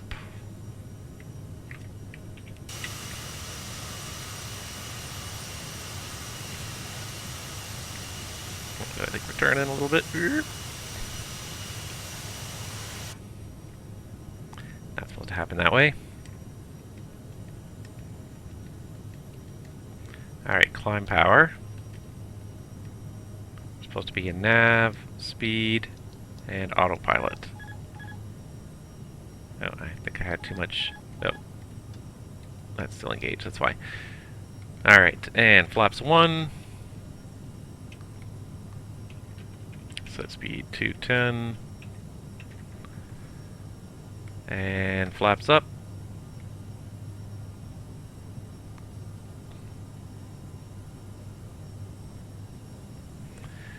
Seattle traffic, SkyWest 5787 is airborne off runway 34 right, left turn out to Portland. Alright, so there's 4,000. Let's just do a climb check real quick here. Climb check. Where am I here? Okay, climb check. Fuel cross flow is auto. Bleeds and APU are all set. Thrust reversers are off, and CAS is checked. The climb check is complete. And let's go ahead and do a left turn. So let's do a left turn to a heading of 180, and then we'll go direct to Seattle VOR in a second here. Heading mode.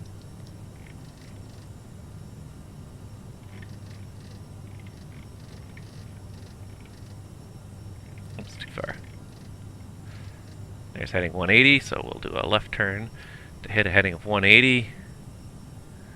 And downtown Seattle, oh, it's right in front of us here. Hold on. There's Boeing Field. Nice. It looks so good. With the ramps and on-ramps and off-ramps off the highways and everything else, just looks so good. So let's go ahead and zoom over here to downtown Seattle there. Oh, like that. There you go. That's going to be one of the... That's probably going to be the screenshot for the title card here. It looks like you can just reach out there and touch so much of that stuff. And enough of it is three-dimensional. Enough of these buildings are three-dimensional that it adds that depth. They're not every single building, but... Anyways, okay. Capturing altitude. Yeah, let's go ahead and let's set 190.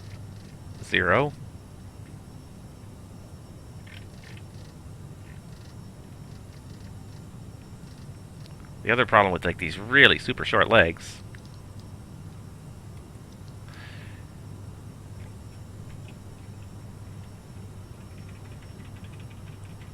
Alright, let's also get ourselves direct to Seattle here. Seattle, execute, and into nav mode. The other trouble with these really short legs is, you know, you want to enjoy the view outside the airplane, and you don't even get a chance to do that because the flight is just so short. But there we go, there's SeaTac down there. Like so many beautiful screenshots here all the time. Alright, and we are through 10,000, so we can get lights off. And seatbelts off for the short flight down to Portland. I don't even know what the airtime is on this, but it's not long. It's not long. Alright, I don't think we're even going to make it necessarily back to the Seattle VOR. We're using up too much radius just to turn now. It's okay, it'll cycle the next leg any second anyways. We don't need the bearing on ADF mode anymore. We'll just take the bearing all away altogether. And it's already intercepting the next leg after Seattle down to the arrival. Nope, it's going to hook left. At any second now, it's going to sequence the next leg though.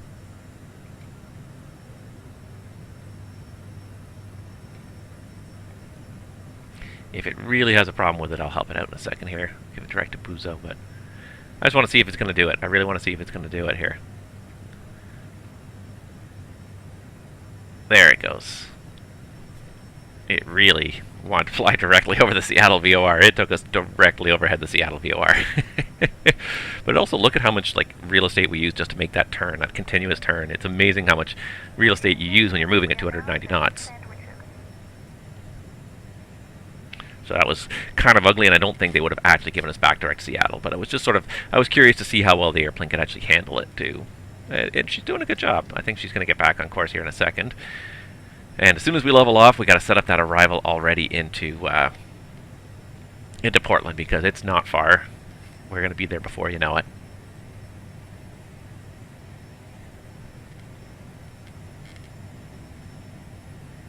We're going to be 4 minutes. We're going to be at that first waypoint on the arrival. So 45 minutes. Yeah, it's not a long flight by any means. Kind of the opposite of my last stream from Puerto Vallarta up to Vancouver. I get 2 flights done in half the time that flight took. Alright, we do need to set standard because we're going to level off here at 190, and we're already capturing.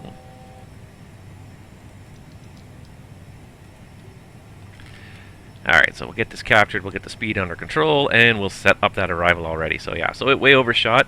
It is going to go back here. Hopefully it's not going to quite be as dramatic as it gets back here.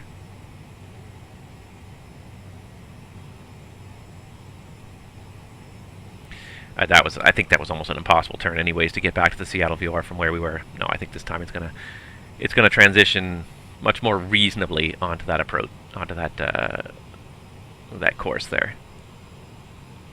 It's just gently bringing it around now, which is good. Perfect. So it's gonna work out nicely, I think, here. And we are pretty much level at 190. Get the power back so we can maintain our cruise, target cruise of 290.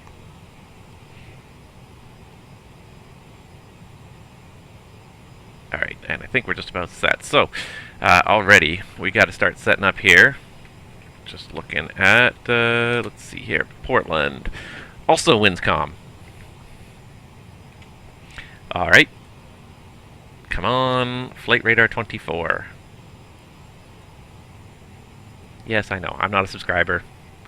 I don't make enough use of your service to really need a subscription. Alright, so let's go south to Portland. Where's Portland? Here's Portland. Let's see what we're doing here. So it looks like they are using 10s, because this guy looks like he's taxiing out for departure 10. 10 left. Looks like they're both departing 10 left, so 10 right would be a good arrival runway. Perfect. Love it. Which is what we've got set up already, I believe.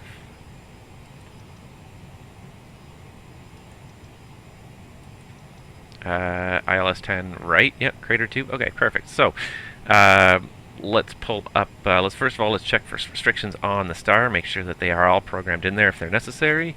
So it's not on there, actually. It's over here on my Navigraph.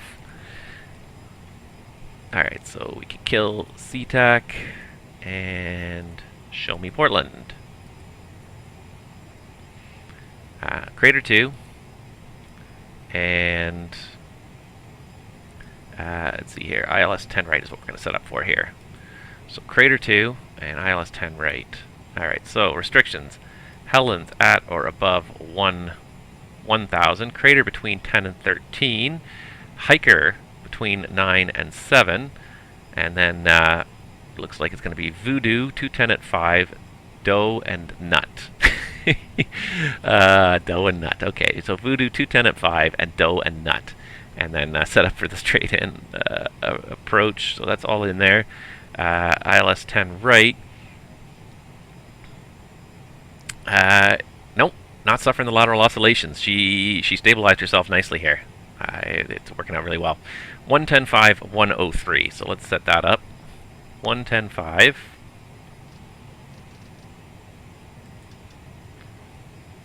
Uh, 110.5 and 103 is the inbound course. So sync the heading bug really quickly. Heading mode, nav source. So we're looking for 103.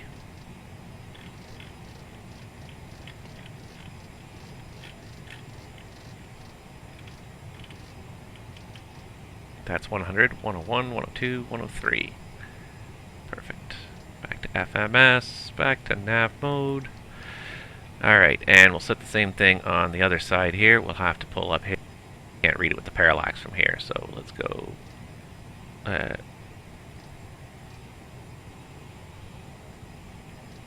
VOR2, there we go. So 103.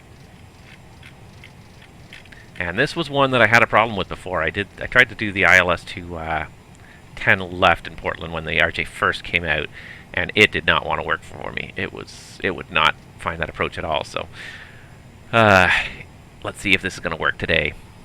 So we got that. We also need the final approach course, or I mean the minimums here. So for Cat 1, we're looking at 224. So wind this down to 230. There we go, 230. Alright, so a really quick approach briefing because we're going to start down here really soon anyways. So speeds we're going to need, let's see here, if I go performance page, perfinet page, we're at about 64.2. And we're estimating 29 from 57, so we're going to lose about 3 more tons. Yeah, 3 more tons. So, again, our estimated landing weight is going to be about 61. So let's just make sure we have numbers for 61 here today. 62, 61. So our VREF is going to be 128 when the time comes. Alright, so we'll say we've calculated the distance. So our charts again, so we're starting off with, let's just pull up the legs page here really quick. Alright, we're going to be top of drop in like 4 minutes here, so we got to do this really quickly here. Crater 2, arrival into Portland. Speed restriction, turbo air turbojet aircraft. Descend via Mach number until intercepting 280 knots. Maintain 280 knots until slowed by the star. This is on page 10-2, Bravo, effective the 7th of December of 2017. Hasn't changed for a little while. Radar required, DDI or GPS required, RNAV 1, and the Helens transitions ATC assigned only. So we go to Bozo, and we've already passed that. We're on our way to Helens at or above 11,000. Crater between 13 and 10. Hiker between 9 and 7. And then Voodoo with 210 at 5,000. Then we hit Donut and continue on the 278 track. Vectors around. There's Donut. Vectors around to the ILS to runway 10 right is what we're planning today. This is plate 11-2, 2nd of October of 2020. Loc IPDX 110.5 and 103 we set. So 110.5 is set both. Oh, didn't swap it over there on this number 2. There we go. 110.5 is now set both sides. 103 was set both sides. Powell's 2000 is the check height. The ILSDA is 224, which we've got 230. And let's see, that's about it. Missed approach. Touchdown zone's at 31 feet. We've got the landing elevation of 40 feet set over there. MSA is higher north of the VOR, which is north of the field, northeast of it. In our sector where we'll be approaching, it's going to be mostly 3,400. Missed approach is climbed to 1,100 feet, then a climbing right turn to 5,000 feet. So straight ahead to 1,100, then a right turn 5,000 feet outbound on the BTG 160 radial to the Mules intersection and hold at 5,000. Simultaneous approach is authorized. VGS ILS glide path not coincident. Most of our Pappies left on 10 left. So we got Pappies on the right. ALSF2, 3-degree glide slope. Good for Cat 1 anyways today, and it's a beautiful day, so that's not really relevant. 1,100, climbing right turn 160 radial to Mules at 5,000. So let's just make sure that this is in there after the approach. 1,100, then Mules at 5,000. That's all there. After landing, we're going to taxi in. It'll be convenient left turn off 10 right into the terminal. We'll find a place to park. If Travis doesn't assign us a gate, then we'll just find something. Otherwise, I'll just pull up the parking gates as well, and I'll just ditch these things I don't need anymore. That's basically it. Terrain is kind of high terrain on a lot of sides, so we got to watch where we are. 4,000 feet's the MSA, generally where we'll be conducting the approach. 3,400. Weather is beautiful, operational. Again, NOTAMs. Any NOTAMs of relevance here? Let's pull up my flight plan. Here it is. Skip to NOTAMs really quickly. Anything from Portland. Echo 6 between Echo and South Ramp Golf. Anything about 10 right, first of all. 10 left, 28 right. 10 right, 28 left, close. Wednesday, 2100, 2200. Okay, that's not today. 10 right, ILS, procedure NA, except when the crane is down. We'll just say the crane is down. And that's about it. Alright, so that's good. Past our top of descent point, so let's go ahead and set, I believe we had 5,000.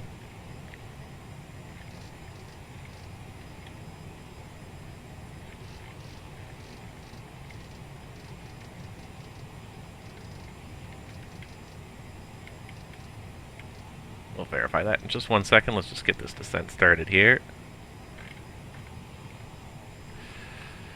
Alright, so first of all, let's just go back on the legs page here, and it was Voodoo was the last one. It is 5,000. Let's just check the required descent rate. Yeah, we're going to need in the vicinity of 3,500 feet per minute. So we're going to need to bring the power pretty much back to idle here.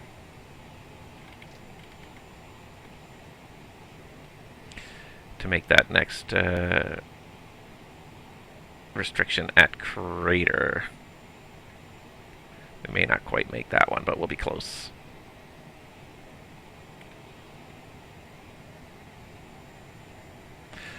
Close enough for what they're doing. Wow, this is a short flight. Thank you, Travis. Gate Delta 9. I'll figure that out in a second. Thank you, though.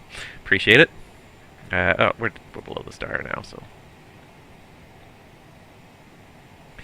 Alright. So 3,500 feet should be good enough to do us down the rest of this arrival here. Portland's just off in the distance already over there. Wow, that's a quick flight. Barely even finished the briefing and we're already on our way down here. Alright, and we need an altimeter setting, 3018. Oops, 3018. This is what it's like to be a regional airline pilot, though, sometimes. Some of the legs you do are just so short, and then you do them back to back. Like, it's exhausting sometimes when you're doing 3 legs back to back with, you know, barely 30 minutes between the flights if you're on time, and if you're late, then you have even less than 30 minutes and you're trying to get back on time. We are running ahead of schedule here. We're not supposed to be down there till 16:40, and we're running quite a bit ahead of schedule, which is good.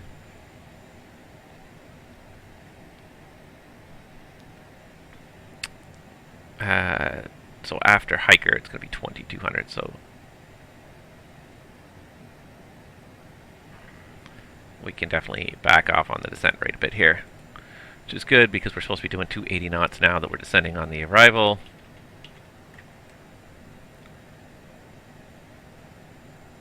But we're doing good here. We're actually way above where we need to be here. So we only need about 2,000 now.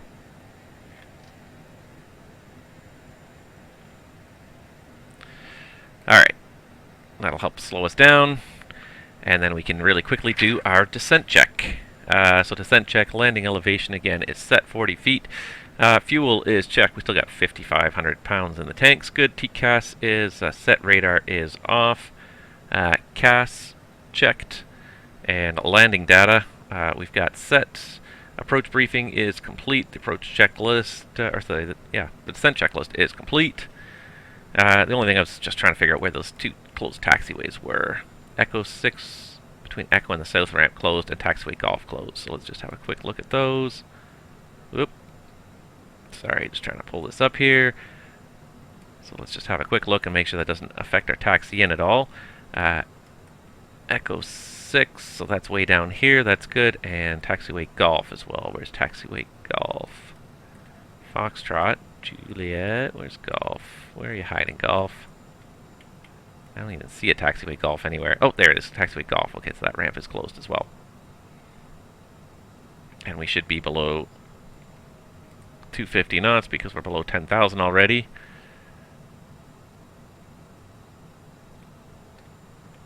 Get some speed brake out there just to help. What's our descent rate supposed to be now anyways? 1,400. So we're right where we need to be. We're on target. We just need to get the speed back. There it is, 250 knots. That's 250 right there. Alright, and gate Delta 9 where Travis assigned us as our dispatcher. And now, of course, there's a tower on in Seattle. Haha. Go figure. Delta 9 is going to be over here on the far side after we land. Okay, but we know where it is. Okay, good. As long as we know where we're going, that's the important thing. Let's get zoomed in for a little bit of better situational awareness here. Our next speed limit is 210 at Voodoo, so we should probably start slowing for that already. Because we're only about 8 miles from Voodoo. But this is what this is. You know, sometimes it's the life of a regional airline pilot. It is just non-stop work, and you're just trying to get the next leg done. You know, when you're a long-haul pilot, even when you're flying a 2-hour flight, you got lots of time sort of to breathe and brief your next approach. But when you're doing these really short hops, just it's nothing but work. Barely even time to take a sip of water, let alone, you know, have like a meal. So you got to think of how hard some of these guys are working, because they'll be doing four legs like this in a day, maybe 5 or 6 even, if it's really, you know, if it's a really busy day.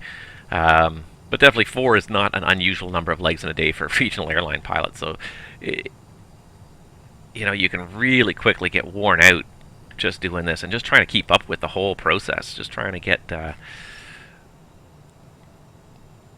you know, just trying to get everything done and keep up and not fall behind the airplane, not fall behind schedule. I think we're going to arrive in Portland way ahead of schedule here. It gave us an hour for this flight, and we're going to be done here in the next 15 minutes, I think. Alright, so that's 6 descending 5, which is good because we're about to cross that 210 restriction at Voodoo.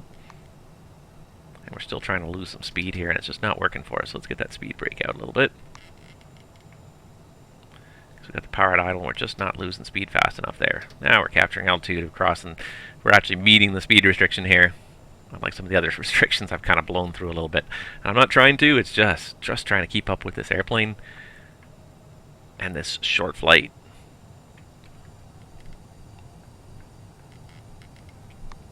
Alright, so let's just see here.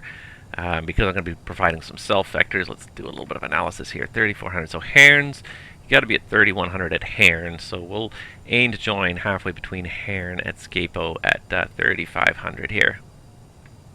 Now we're losing speed because we're leveling off here.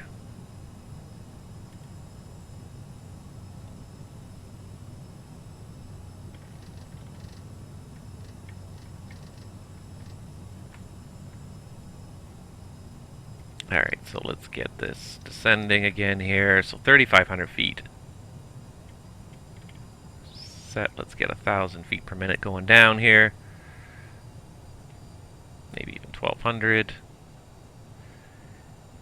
And let's go ahead and just pick a heading over here. Right about there, about 235 or so. And that'll get us established on final here in a second. Or at least on a base leg anyways. And where is the Portland Airport? It's right over here somewhere. Is that it right there? Somewhere over here. It'll become obvious in a second as we come around the corner.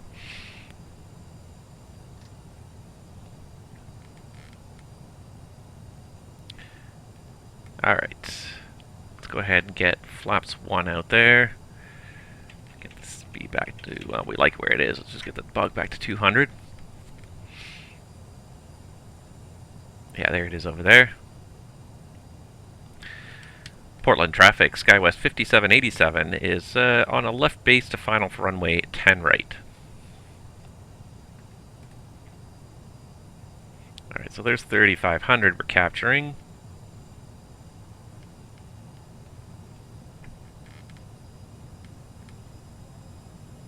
Gonna need some power for this now. Oh, Seattle Tower's gone, or I'm out of range of them anyways. Probably more likely I'm out of range. Alright, let's go ahead and swing the heading around to 130.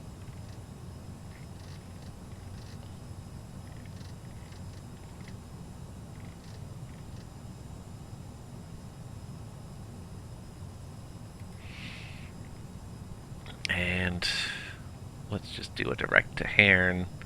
Not actually, let's see if we could do the intercept course here. 103, I believe it was. See if that works there. We're not in nav mode anyway, so it doesn't really matter too much, but there's Loc is armed, glide slope's armed. Actually, it looks like it did a pretty good job. That looks like it drew a really nice intercept, I gotta say. Ladies and gentlemen, we are about to land. Please remain seated until we have stopped.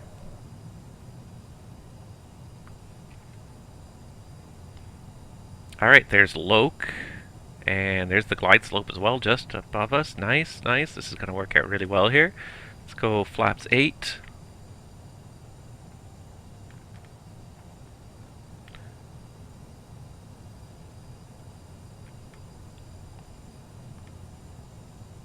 It looks like it's really doing a nice job intercepting the localizer now and the glide slope.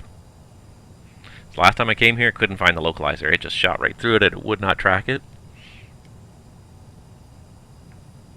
Just waiting for that glide slope. It's going to kick in any second there. There's glide slope. We'll set the missed approach altitude of 5,000.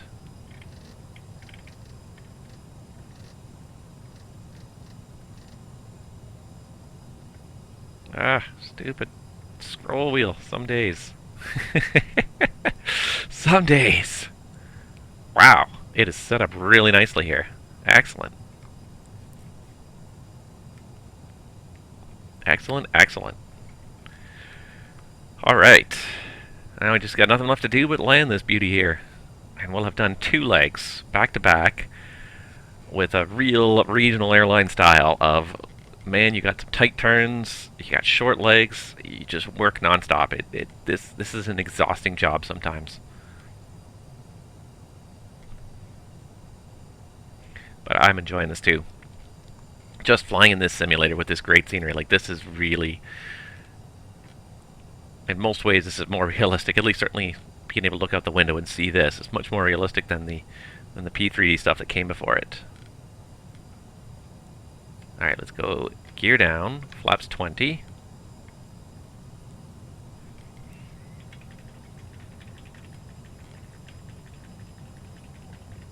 Let's get 160 on the speed here for now. And heck, let's go to 120. I believe our VREF was 128 at this weight, so. There we go, we got VREF 128 set.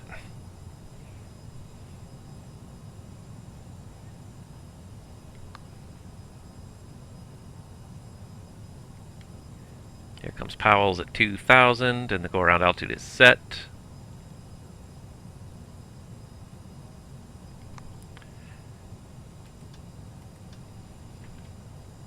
At flap 30. I think what we'll do is we'll try a flap 30 landing today, in which case that increases our VREF at 61,000 pounds to 136. I'm going to try it today. This is something new.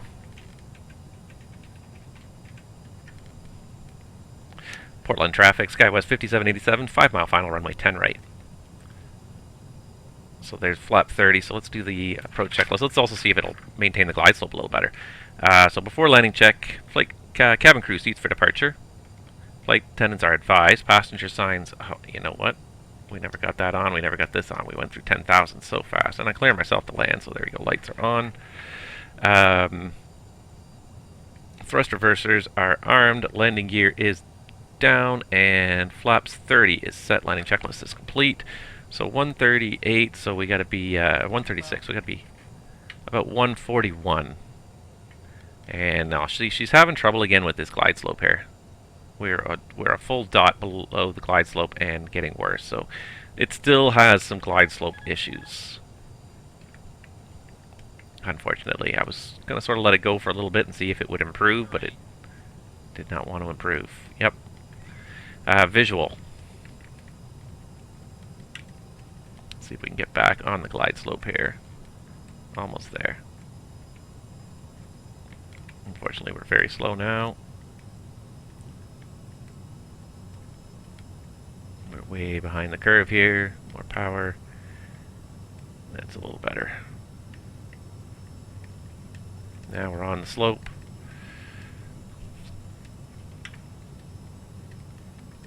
Now we can reduce the power again. Now, of course, I trimmed up to try and get onto the slope, and now I'm over the slope. And this is the thing, is it was so nice, I should start disconnecting the autopilot a little sooner, before that last flap extension. 400.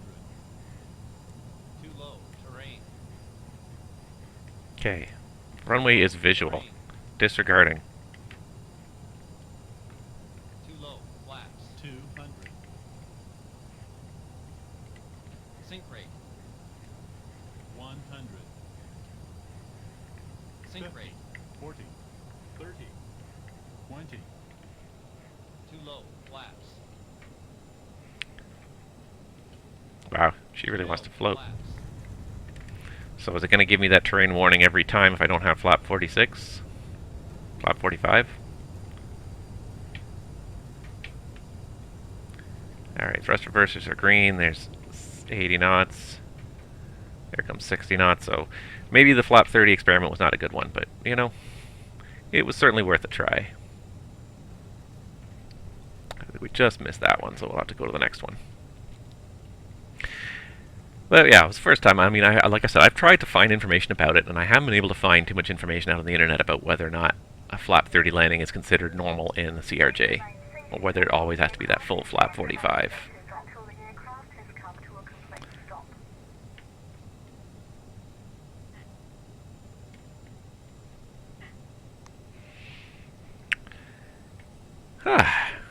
Wow, that was a lot of work, though, to get those two legs done.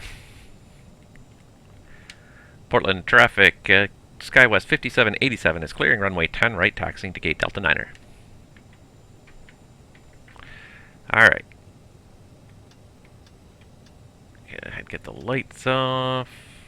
Get the probes off. If I can get them. There they are. Flaps up. And thrust reversers disarmed.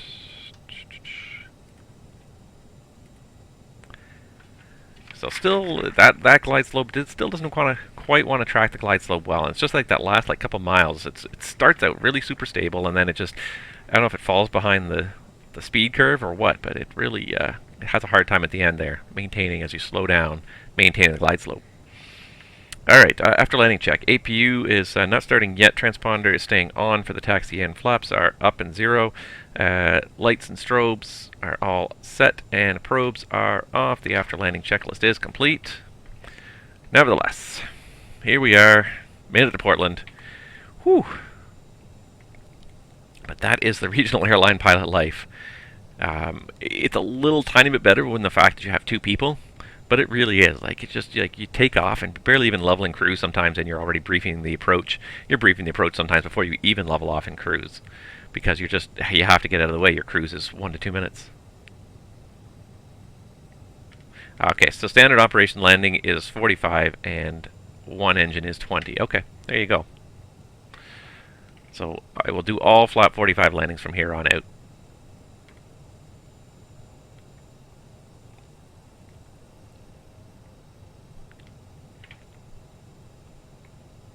It just feels like it's a lot of drag when it gets to that flap 45. It's nothing but drag. From 20 to 45 is just nothing but more drag, and then you have to add like 20% power back just to get it going again.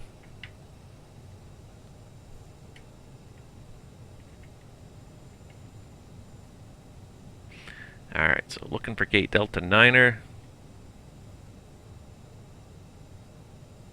Yeah, so flap failures, obviously if there's a flap failure I would expect you're going to be stuck with whatever flap you got left, whatever flap you started with, but otherwise, yeah. Engine failure. Interesting. But I guess if you're only 1 engine, you don't want all the drag of the flap 45, otherwise you want the flap 45 for the lower speed, I guess, but it's so much drag. That's why I was kind of wondering, like every time you put out the flap 45, the airplane always seems to start falling below the glide slope at that point. You really have to just bump in like a whole ton of power just to get flap 45 up there. Alright, let's start that APU again.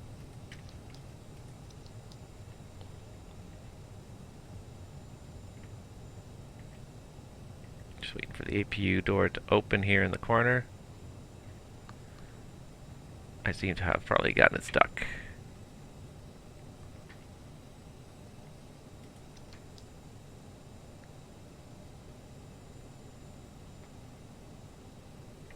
I didn't mean to stop there. Okay. Now it's going to start. Okay. Alright. Didn't mean to stop there. Just wanted to give the APU time to start. And sometimes when you're trying to do stuff in an airplane, the last thing you want to do is be moving as well. Okay, so Delta 9. How many tab gates down here is Delta 9? Let's have a quick look here. Delta 11 is going to be right here on the corner. That one's Delta 11. So this one is probably Delta 9 right here. No, that's Delta 11. Delta 9, and somebody's parked there. Go figure. Hey, dispatch, somebody's parked at our gate. Okay, Delta 7 it is. Oh, Lord. Fun stuff. Okay, so there is the marshalers in sight. We'll say taxi light off. And APU is almost there.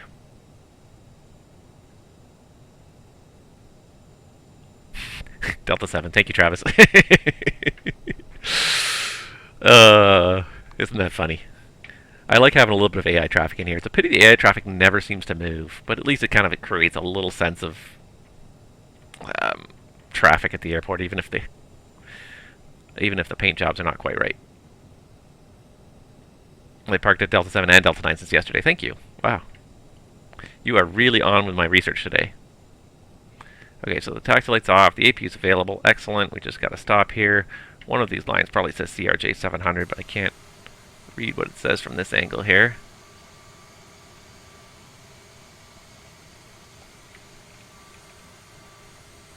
I don't think it's going to matter too much which of these lines I stop on at this point. I think that says CRJ up there. I think that says CRJ. We're going with it. Alright, so the APU is available.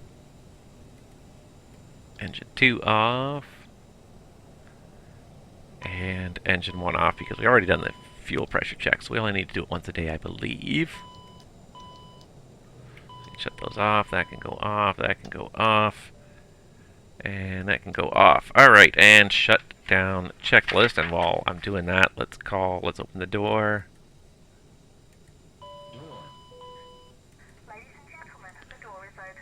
And let's call the bridge. There it comes. Alright, so shutdown check. Parking brake is on. Seatbelts are off. Thrust levers are shut off. Anti-ice is off. And fuel pumps are off. Beacon is off. Nose wheel steering is off. Shutdown checklist is complete. We are good to go. Let's get the chocks in. Let's get some ground power. We can put on the ground power and shut off the APU, and that's it. We are done. 2 legs. 2 legs in one go of regional airline flying. Man, I'm bushed. Let's shut this plane down and let's go to the bloody hotel because I am done. But that is sometimes how it is. Like, it's so tight. But the one thing I will say, we did get here early. We were not supposed to be here till 15:40. We're almost 20 minutes ahead of schedule because we left Seattle 5 minutes early, and it's a nice, straight, quick, easy flight. They give lots of extra time, I think, to pad the taxi out and the taxi in when you need to, and because the taxi out was so short, that helped with the getting there on time. But, whew, that was a workout. Thank you for sticking with me. I realized that the beginning of that was very glitchy and was not at all how I wanted it to go. The beginning of this, the first leg, was not particularly well executed, but it really worked out well now. Can we see it from inside the building? No. But anyways, that's a fun airplane. You're exhausted just watching it. Yeah, try doing it. Oh man, but yeah, that was tons of fun. That was a really neat challenge, I thought, just to kind of get that done, get 2 scheduled flights, set a schedule, and stick to it, and it worked out. She was pretty tight in the end trying to get that on-time arrival. We just made the on-time arrival after we left kind of late with the Pushback Express glitches, but you know what? It's part of the whole learning process too. It's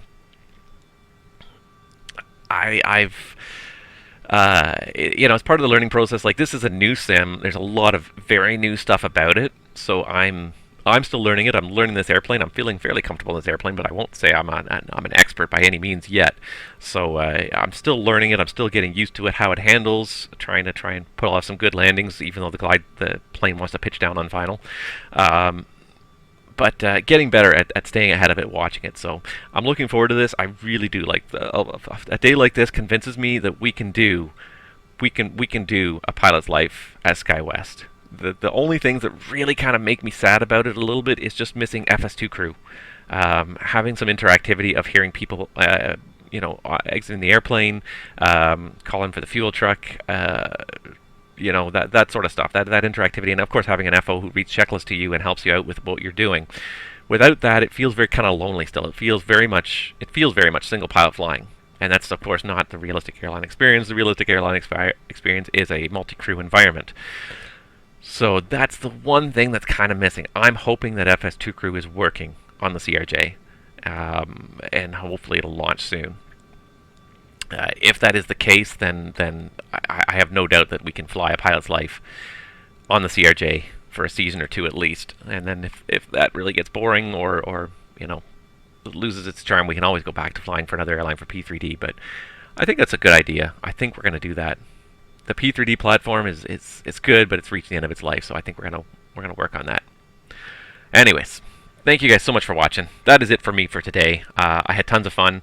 As always, stay tuned to the Twitch channel and the YouTube channel, and probably not tonight, but probably Saturday and Sunday night, I'll be live streaming some ATC from various positions in Canada. So if you want to see some live ATC, hopefully it'll be a little bit calmer than that whole workload. Although I hope not too. If you have a chance to come out and do it, please come and do it. But otherwise, we're going to shut this airplane down, and we are going to go to the hotel and call it a day. So the APU, I believe, is off, so we can go ahead and power that down. And let's just do that terminating check. So chocks are in, and brakes normally would come off if the chocks are in. That way they can tow the airplane freely if they want to. The IRSs go off. The emergency light switch is off. Anti-ice, all off, including the windshield heats are back off. Hydraulic pumps, all off. APU is off. Battery master off. And cockpit lighting. Hey, wait a second, what? Oh, because I still have the... Oh, that's weird. The sim seems to have frozen.